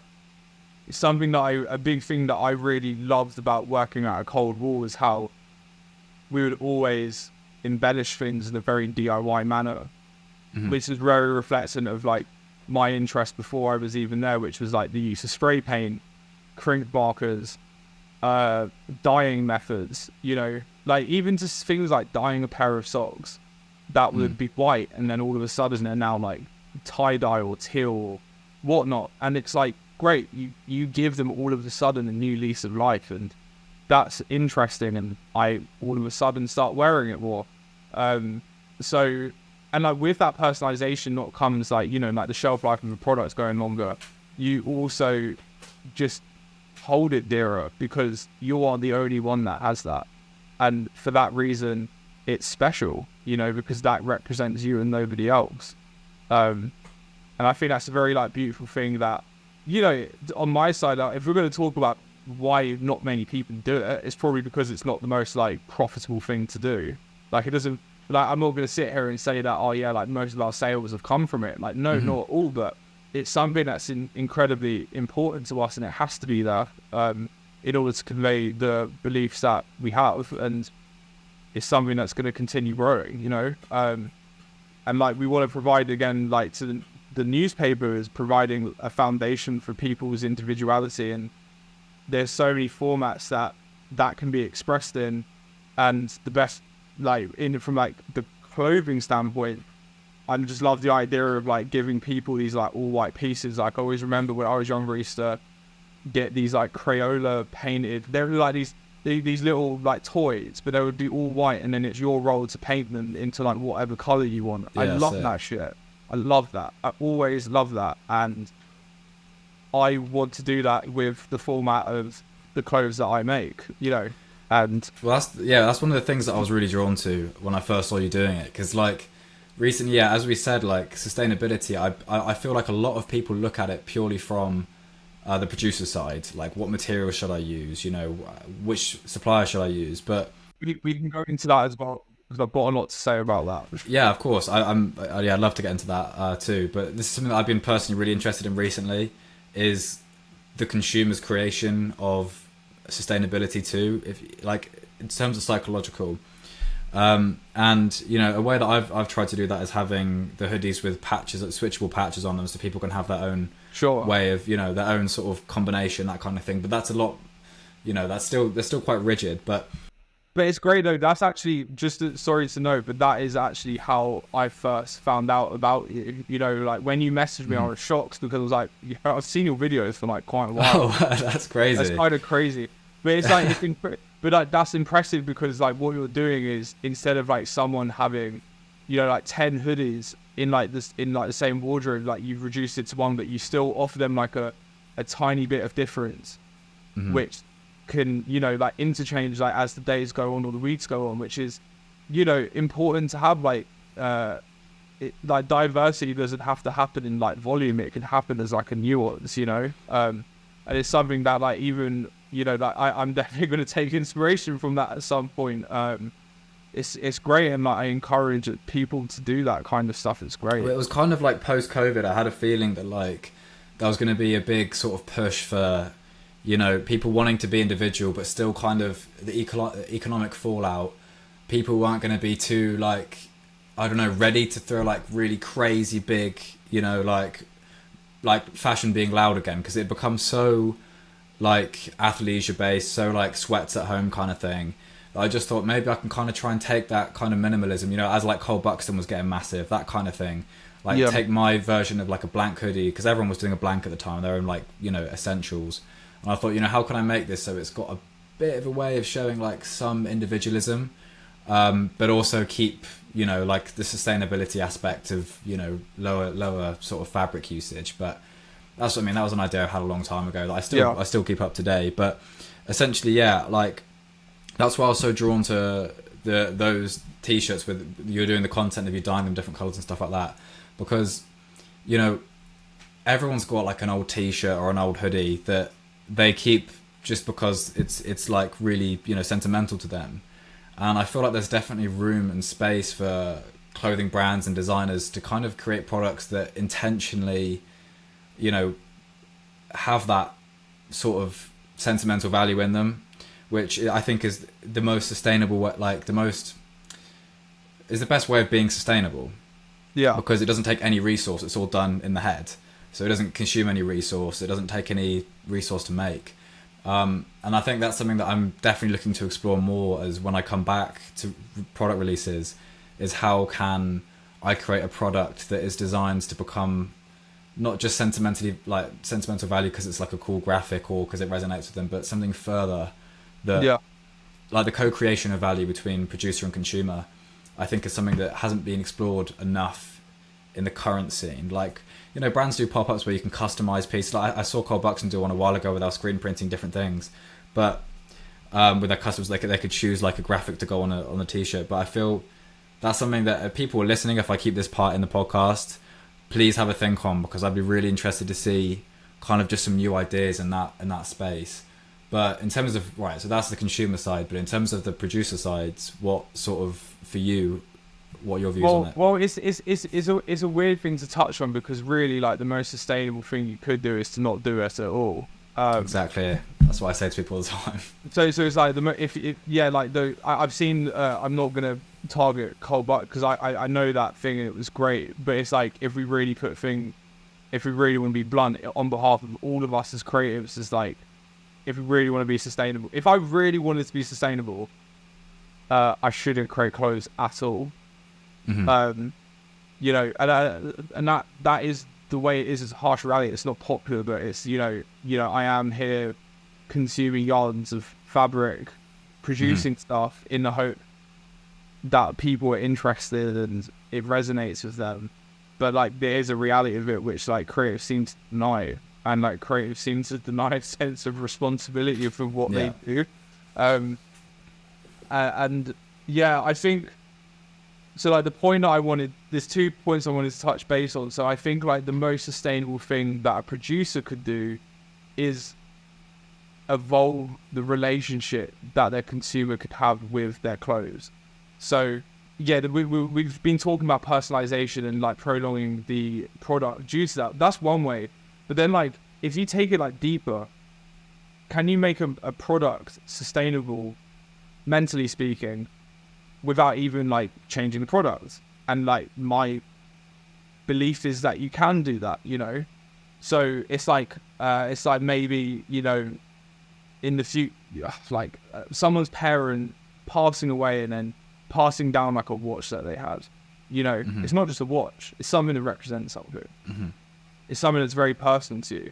And I believe that brands can achieve that same sense of sentimental value, but if brands focus on what their belief system is.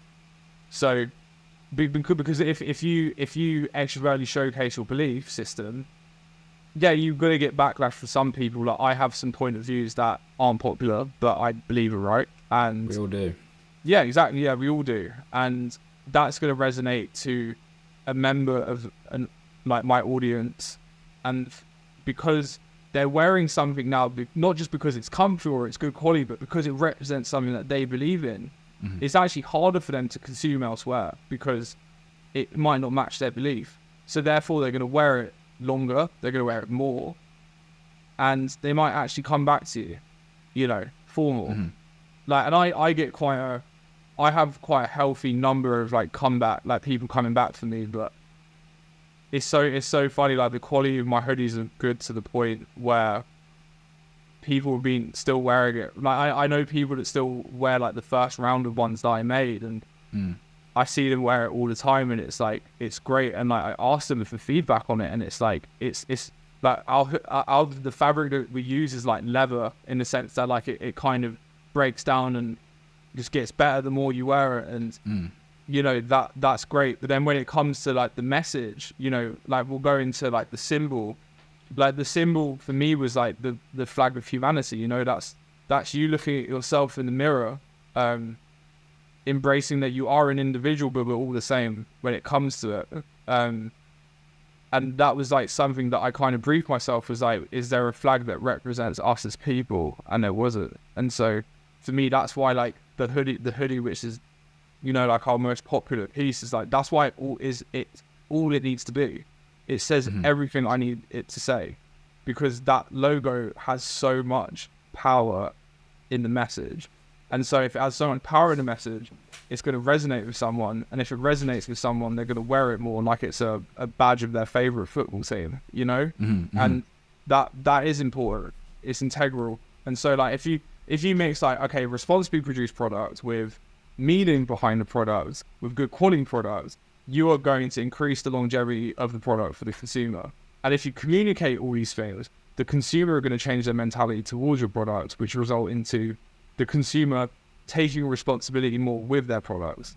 And I would say like I have that personal relationship with like Izzy Miyake. Like I love Izzy Miyake. It's one of the only brands out of my own that I wear, and I don't actually buy it that often. It's because the stuff goes on a long time. I love the fact that the brand was born out of predominantly Hiroshima, which was, you know, in its worst time ever. Yeah. Like historically speaking, when you like read about whether it's like the Holocaust, the Hiroshima and Nagasaki bombings, like people that go through absolute shit always end up having some form of hope for the future if they come out of it alive.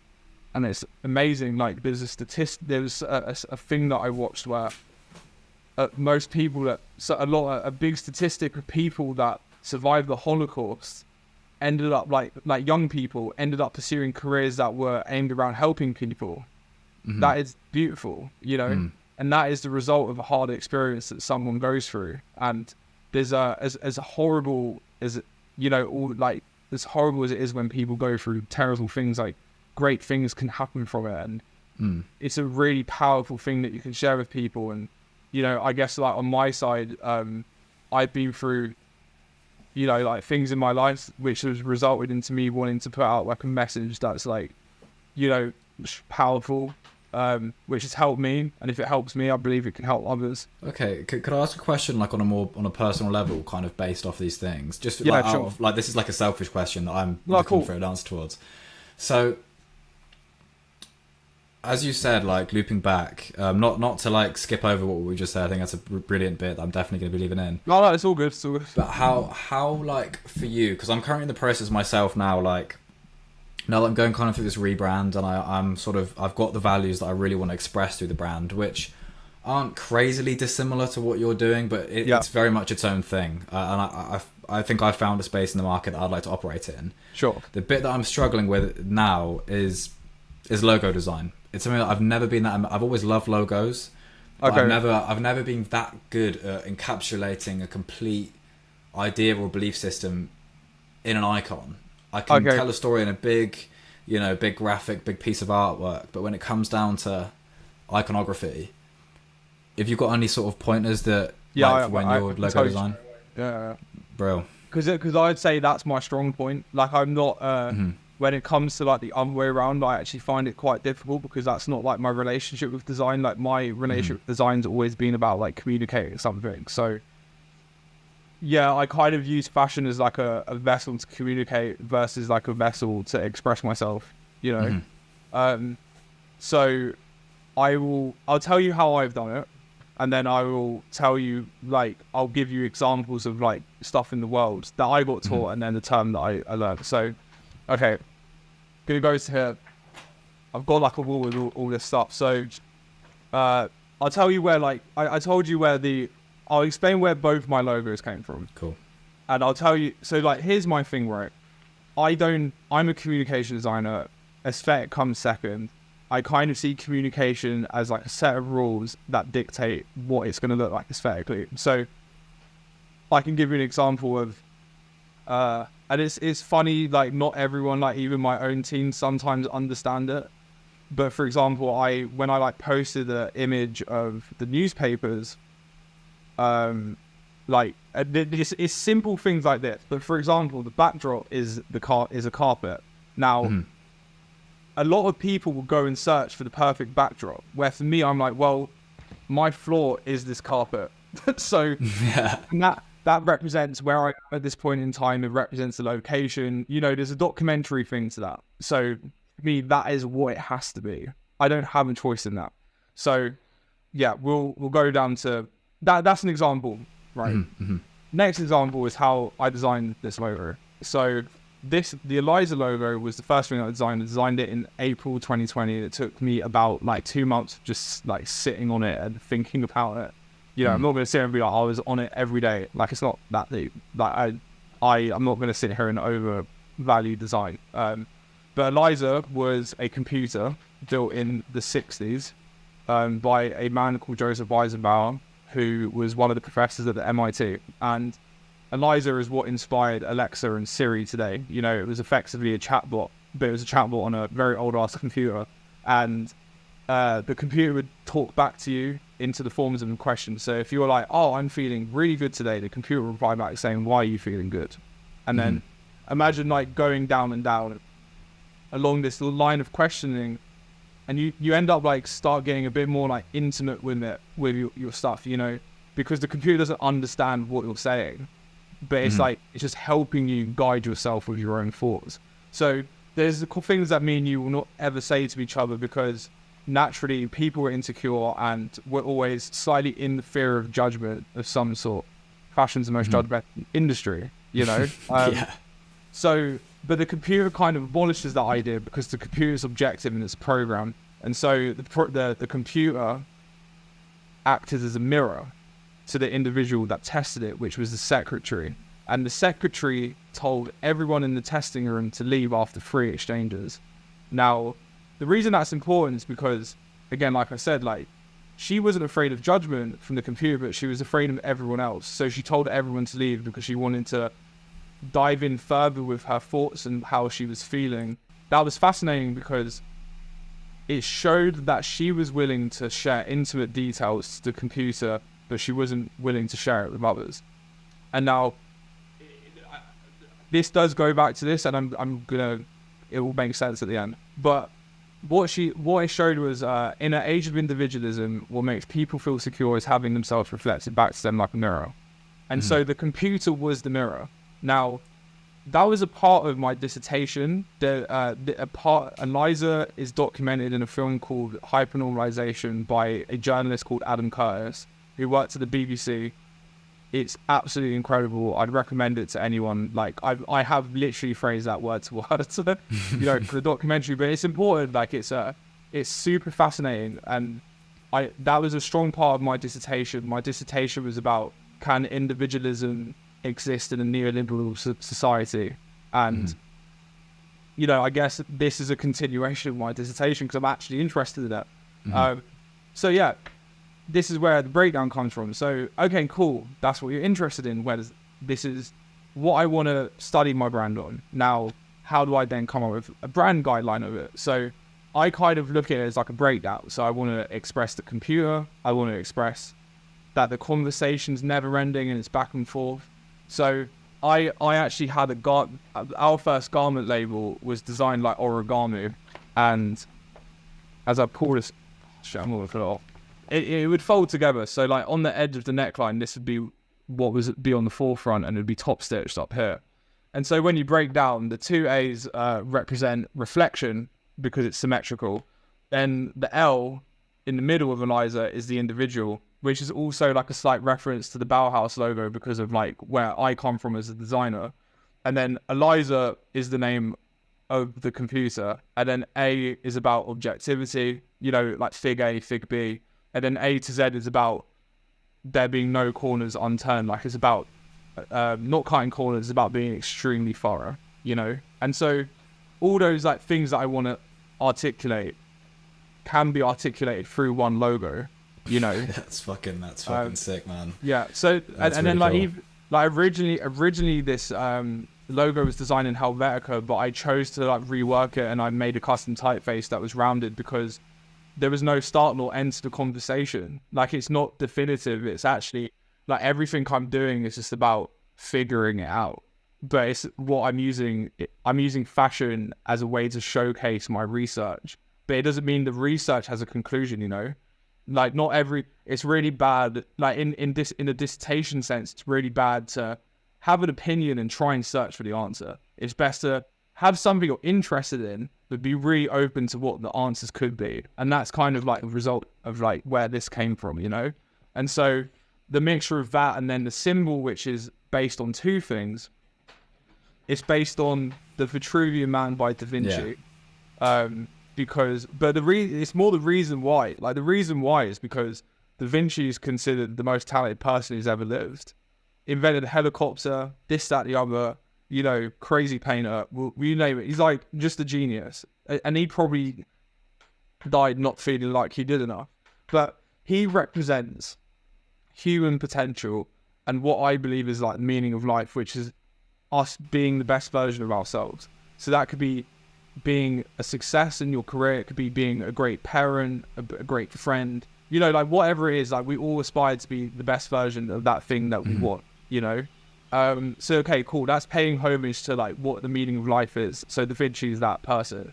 And then the second reference is the toilet symbol, because me and you could speak a completely different language, but yet we know what bathroom to go in. And that's super strong. And that represents the world that we live in now. And the world that we live in now is an extremely complicated place.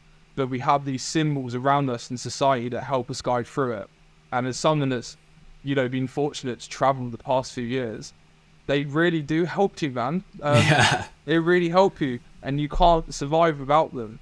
And so that is what accumulated you know, my system is referencing the mundane, which is the new, and then the classic, which is the old. So it's like, it's a really weird mix, which I like show in my graphics as well.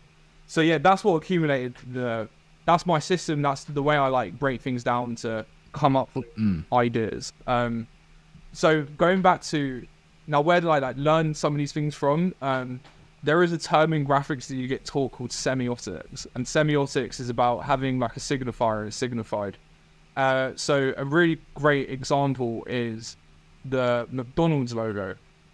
So like the McDonald's logo is the M, which comes from the original restaurant, which at the two ends of the restaurant had these two golden arches that went across. Now, when you see like the colored yellow and red, you think about the ideas of like being hungry. When you see an M, you think of like, you think of McDonald's, you know, you think of fast food. But like before that, if there was like an M about in society, there would actually be like no meaning to it. But what happened was that McDonald's were able to take control over what it meant. And so therefore we all culturally understand what it means. In the same way that like the Rolex logo has the crown, they use like the yellow and green colorway. So whenever you see like a combination of those things in culture, you think of luxury, you think of watches, you think of the brand, you think of like soft velvet case with a golden interior, you know. It's the idea that we have the power to reappropriate logos and symbols to mean something else that they may have not originally intended to. You know, like a really great example that's non-brand related is the use of the swastika, where the swastika was originally a peace symbol in I don't want to say it wrong, but in like another religion, which then gets reappropriated to be one of the most fucking racist symbols of all time. But that's like the power, you know, that's an example of the power we have to control the narrative of like symbols. So symbols don't have to literally show something, but you have the power to give it reason, meaning. So you'll be the first to see this, but we have this symbol here. We've been which we're going to start like rolling out, which is actually like an e-com exclusive. But that symbol comes from a book that I have, and it was designed in the 80s for a Japanese expedition. But now I'm referring to it as like the sundial symbol because it's like a big fascination of mine is bringing like the outdoor experience indoors. There's something about the outdoors which is very humanizing and de-intellectualizes everything, which is like really nice and quite liberating. So I'm putting that meaning onto that symbol. And that's the power of really strong brand communication, is like knowing that you can change the meaning of something, and that a symbol of any kind can turn into something else, you know? So yeah, that's really interesting actually. Like, just to sort of loop back, like, in terms, like, obviously I've not put anything out that I've been working on yet, but I'm happy to talk about it because it's such an open process. It'll be so different by the time I come to it. But what I've been trying to do is kind of that's given me a whole new path to look down now, because I've been trying to reference images that already have meaning. Yeah. And part of that, I was referencing like the old like brightness buttons and the old like on buttons of old like Macs from like the 90s and the noughties and stuff like that, because I wanted to build a logo that's also can be used kinetically. Yeah. That wasn't just a static, something that could be like, you know, different elements could be taken from it and used in different mediums. But I think, yeah, that's a really interesting Why point. do you want to do that though? Why connect?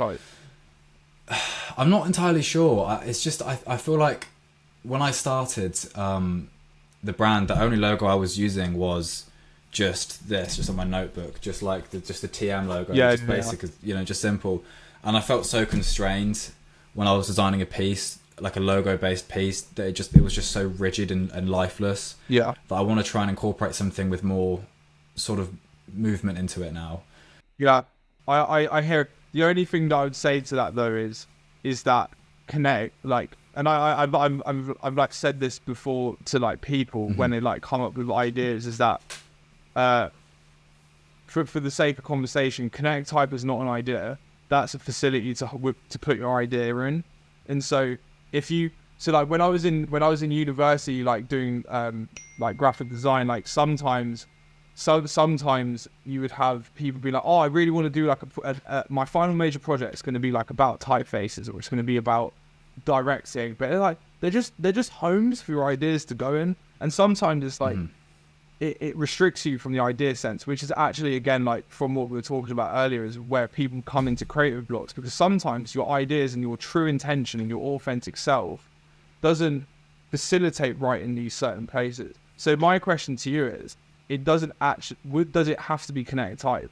Is that, I think that's the second thing you should be thinking about. Yeah, that's a very good point. The idea. So like, let's say you had an experience and you wanted to, okay, you're going to talk about you graduating, getting a 2-1, and now you're in a time in your life where you might be slightly uncertain and you're on your own. You know, it's something that collectively everyone experiences after uni. That is an idea that you could showcase as a graphic on a garment. Now you then decide what the format is and you explore it, you know? So it could be kinetic type, it could be an image, it could be, you know, not even related to the clothes, but the way that you shoot it. Do you know what I'm saying? It's like, there are so many ways that you can facilitate ideas. You just got to be the person that keeps the doors open, you know, instead of like deliberately shutting doors based on, you know, the fact that like you haven't actually got, not saying this is the case, but like some people don't actually have ideas, but they just choose facilities without real reason, you know. Oh no, I've got a lot of ideas in my. It's the thing is, I don't want to talk about them on my podcast just yet, because it's still. I'm still at the process now where I've got it's still very conceptual, and there's not really anything that I haven't found a great way of kind of, I don't know, translating the kind of broader concepts I want to hit, if you know what I mean. It just takes time. I'm going to be completely honest. I've never had any education in art, graphic design, or anything. I'm completely sort of self-taught in this field. So my articulation and sort of... What do you have a degree? Now, bit of business management with entrepreneurship. Mate, there's an art in that, man. Like, I'm not going to lie. No, don't get me wrong. Like, I love it, but like, I always kind of thought, like, when I started, I thought creativity was something that was more innate, and that I could find my own, you know, passion for that art. Because I've always been drawing as a kid, always been graphic designing, just watching like tutorials and that. Yeah. And I thought I'd need the business side to be able to, you know, commercialize what I'm doing. But I feel like that's meant that, like, as I've got older, I do struggle to articulate a lot of what I want to achieve artistically, because I just don't know what it's called or how you go about doing it. So that's kind of my mission now. I can relate to that, because I would say that I did go through this, but the real healer of it all is like time, because you have, I think when you graduate, you have this real, like the world just feels like this real open place where anything can happen, and that can be quite overwhelming. And you could think about 100,000 things going on at the same time. But over time, you start like refining and you start putting your thoughts together, which then like results into you actually understanding what it is that you want to do and what you want to achieve and what you believe in. And I think that is it's the hardest thing to do in anything. Like even I have that frustration with, when is this actually going to be like global? When is this going to is this going to ever happen? But the only real answer to that is time will tell. And the only thing that I can support that answer is by putting my head down, cracking on with the work, in the hope that can happen. But there's no guarantee. There isn't. But you've got to just be at peace with that. Oh no, like as I've always said to people, like the risk and the uncertainty is my favourite part of this whole thing. It's what keeps me going. It's what keeps me... Yeah, for sure. If I knew... This is why I don't really want to go into traditional employment, because the sort of security I find really boring, and I find it really demotivating. Like I really enjoy the fact that my actions and my thoughts are what dictates where I go, kind of thing. So yeah, same. I can relate to that. Like I don't have much savings. I don't really care about getting a house. Like it's not my lifestyle, and I live one life. Like, why am I going to sit here like already thinking about like my pension and retirement plans when I'm from but the hoping is that will pay off if this becomes successful, So. No, but I'm sure, man. I'm sure it will. Like your perspectives and your attitude and the sort of way it's very refreshing. Because the UK scene right now, especially because I've always been more into the American and European scenes for fashion. It's only more recently that with like the rise of like brands like a Cold Wall and Cole Buxton and what you're doing, that I've really started to get more into UK based brands. Because a lot of it now, it does get disheartening seeing how much money some of these brands are making that literally just, they're just designing purely just not to tell a story, not to communicate like a belief set, but just try and make the trendiest shit possible. A result of what I'm doing is because I saw, one, there's a gap, but two, I thought things ain't running correctly. And so I want to see if I can do it what I perceive to be the right way. But you can't have right without wrong. Again, like the whole duality thing, yin yang, can't have chaos without order. That same analogy happens with your ambitions and like what it is that you want to achieve. Like for every, in the same way that people get pissed off with me doing things properly, I get pissed off with people that don't do things correctly, and that's always going to be there. That's never going to change. And so it's more of a reason to appreciate it than get frustrated by it. I mean, I completely agree. It does make a lot of sense what you're saying there. Even my perspective on things. I mean, I'm only 21 now, but even I look back to when I started it, I wouldn't even enjoy a conversation with the person I was when I started it. I just find them just so insufferable, sure, and just annoying. But right, in terms just like conscious of time, like in terms of advice for creatives that are looking to sort of get their work out there, or sort of find the confidence to put out their own work, what advice would you give as someone who's done a lot of that? Okay, so one, no one cares, and so, which is like I believe like a hard reality, because you want people to care, but you got to. It depends on the way that you look at it. So the fact that no one cares is the reason that there is absolutely no harm in you putting the work out. And you live one life. Like this, there are so many bigger things going on in the world that, like, if you have the privilege of being able to create and put stuff out, you should do it and just embrace it and live the luxury of being a creative. It's one of the biggest beauties of existence, is being able to have your perception of the world put onto paper or onto something and putting it out. There will be someone there that cares. It just takes time to get people to care. And is that even the goal in the first place? You've got to like avoid the numerics and avoid like what's popular. I'm a massive fan of like philosophy and I look at like Stoic philosophy, and like there's a quote in a book where I think which it was one I forget the philosopher, but it was like there's a time where like what is popular isn't always right. And so if you believe in something so hard and you think it's right, you can't expect it to become popular, because it might not be, but that doesn't mean it's wrong, you know? Andrew Tate's popular doesn't mean fucking right. Yeah, amen. So do you know what I'm saying? Yeah. So I totally it's get important to it's just like important, like you're not, what you're doing is great, and like if you're in a privileged place to pursue creativity, there's absolutely nothing to lose. So just let go of the what ifs and buts and just do it, you know? Secondly, I think everyone should work for someone else or get experience with someone else before they pursue their own dream. There are examples of people out there that have not done that, but they are an exception to the norm, and they are not like they're outliers to like the rule. And I believe the rule is that you should work under people, get experience in the field that you're interested in order to actually see if you're interested in it, and to obtain skills, contacts, connections, which will actually support you and accelerate the rate of growth and success that you want in your career, you know? But also creativity, another thing, like I guess my third piece of advice is be really honest with yourself. Are you being a creative to pursue success, or are you a creative to express yourself? And if you're not getting success through the mediums of expressing yourself, well, you're not being honest with yourself.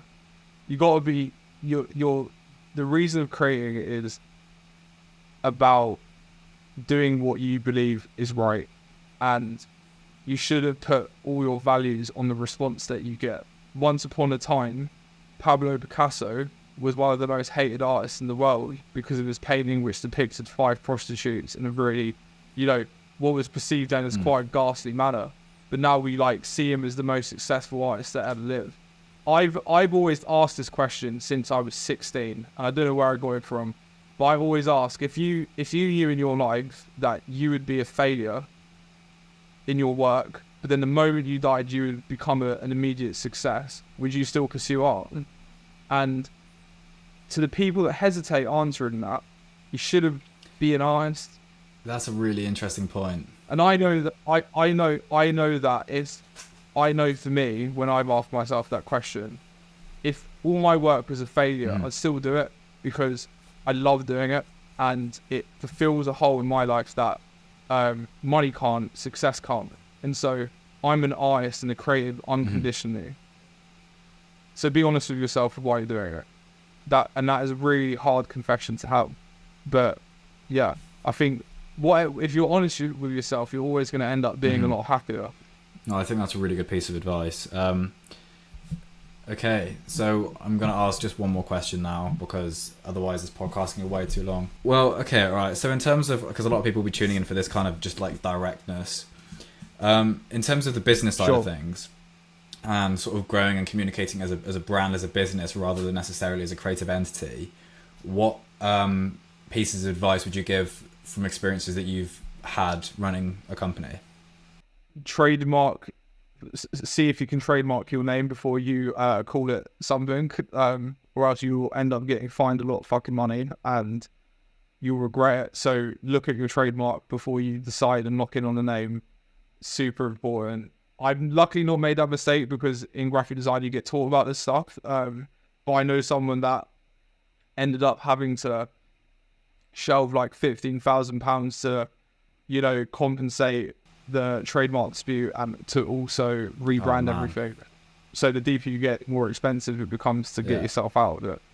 A thing that I'm learning, like it's funny because I'm giving advice, but I also need to like give this to myself. When you're doing a limited company, you need to withdraw your relationship with money in the same way that you have with personal money. So having £10,000 in your personal account is not the same as having £10,000 in your business account. They are valued differently. and the relationship with them should be different. So, when you're in a company, learn about debt, learn about how you can leverage that, learn about business loans, because one thing you need to understand about that stuff is that the way these companies grow in the world is actually by getting into debt. Because if like worst case scenario, like let's say Aeliza went bankrupt, the limited is important because it means that I'm not personally liable for the repercussions of the company. So I wouldn't owe the banks anything. The brand was, and so that would be any of the brand assets. So it's important to like understand that.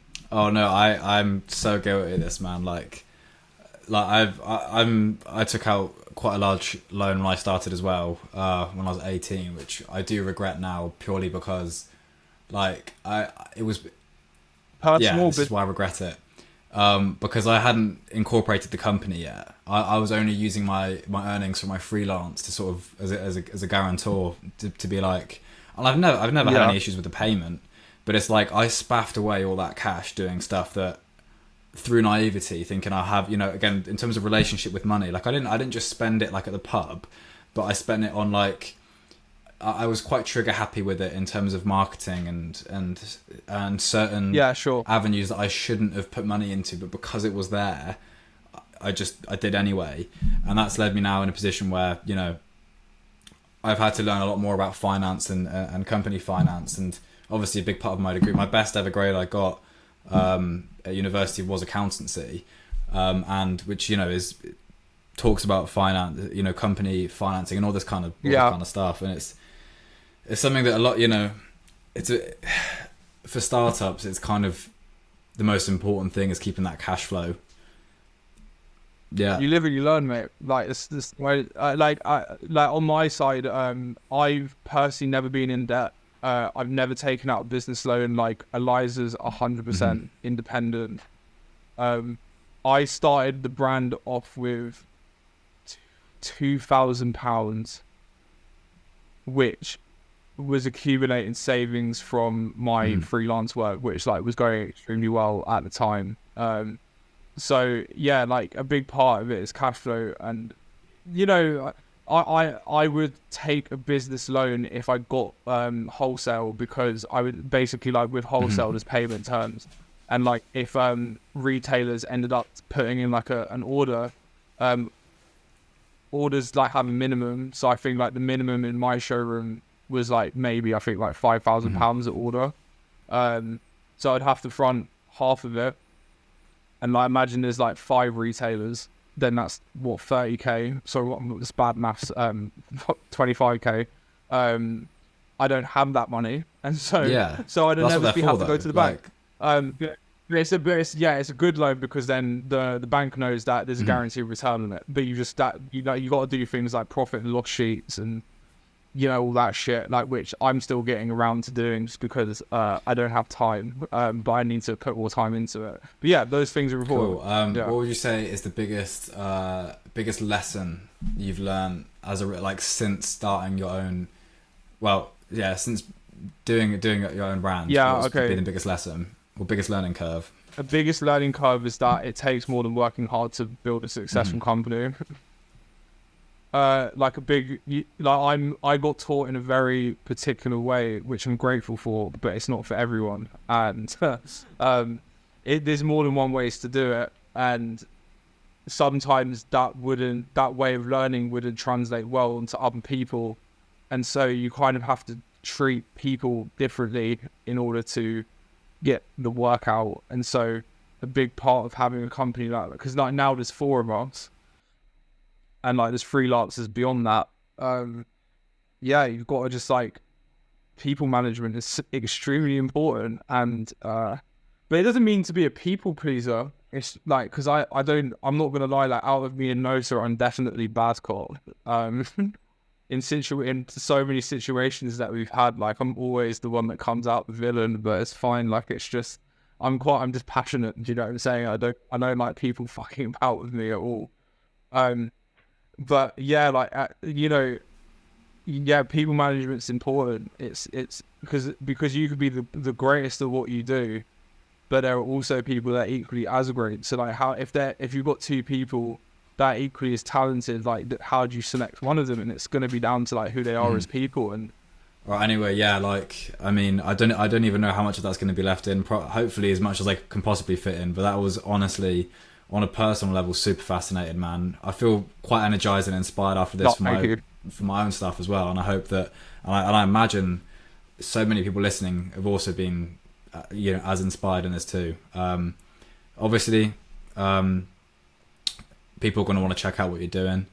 Where's the best places to find what you're up to?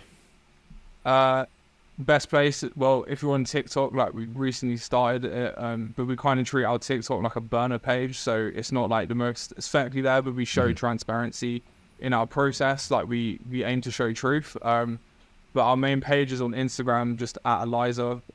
We also have a page called Aeliza Truth, so if you're like into like how we do things behind the scenes, and if you want to see things early, like we have that. And then my personal is Jack Harper with 4 underscores at the end of it. Bro, well, so, thank you very much, man. It's been a pleasure. No, I appreciate it, man. Like, you inspire me as well, so like I just keep doing the shit. I'm looking forward to seeing it.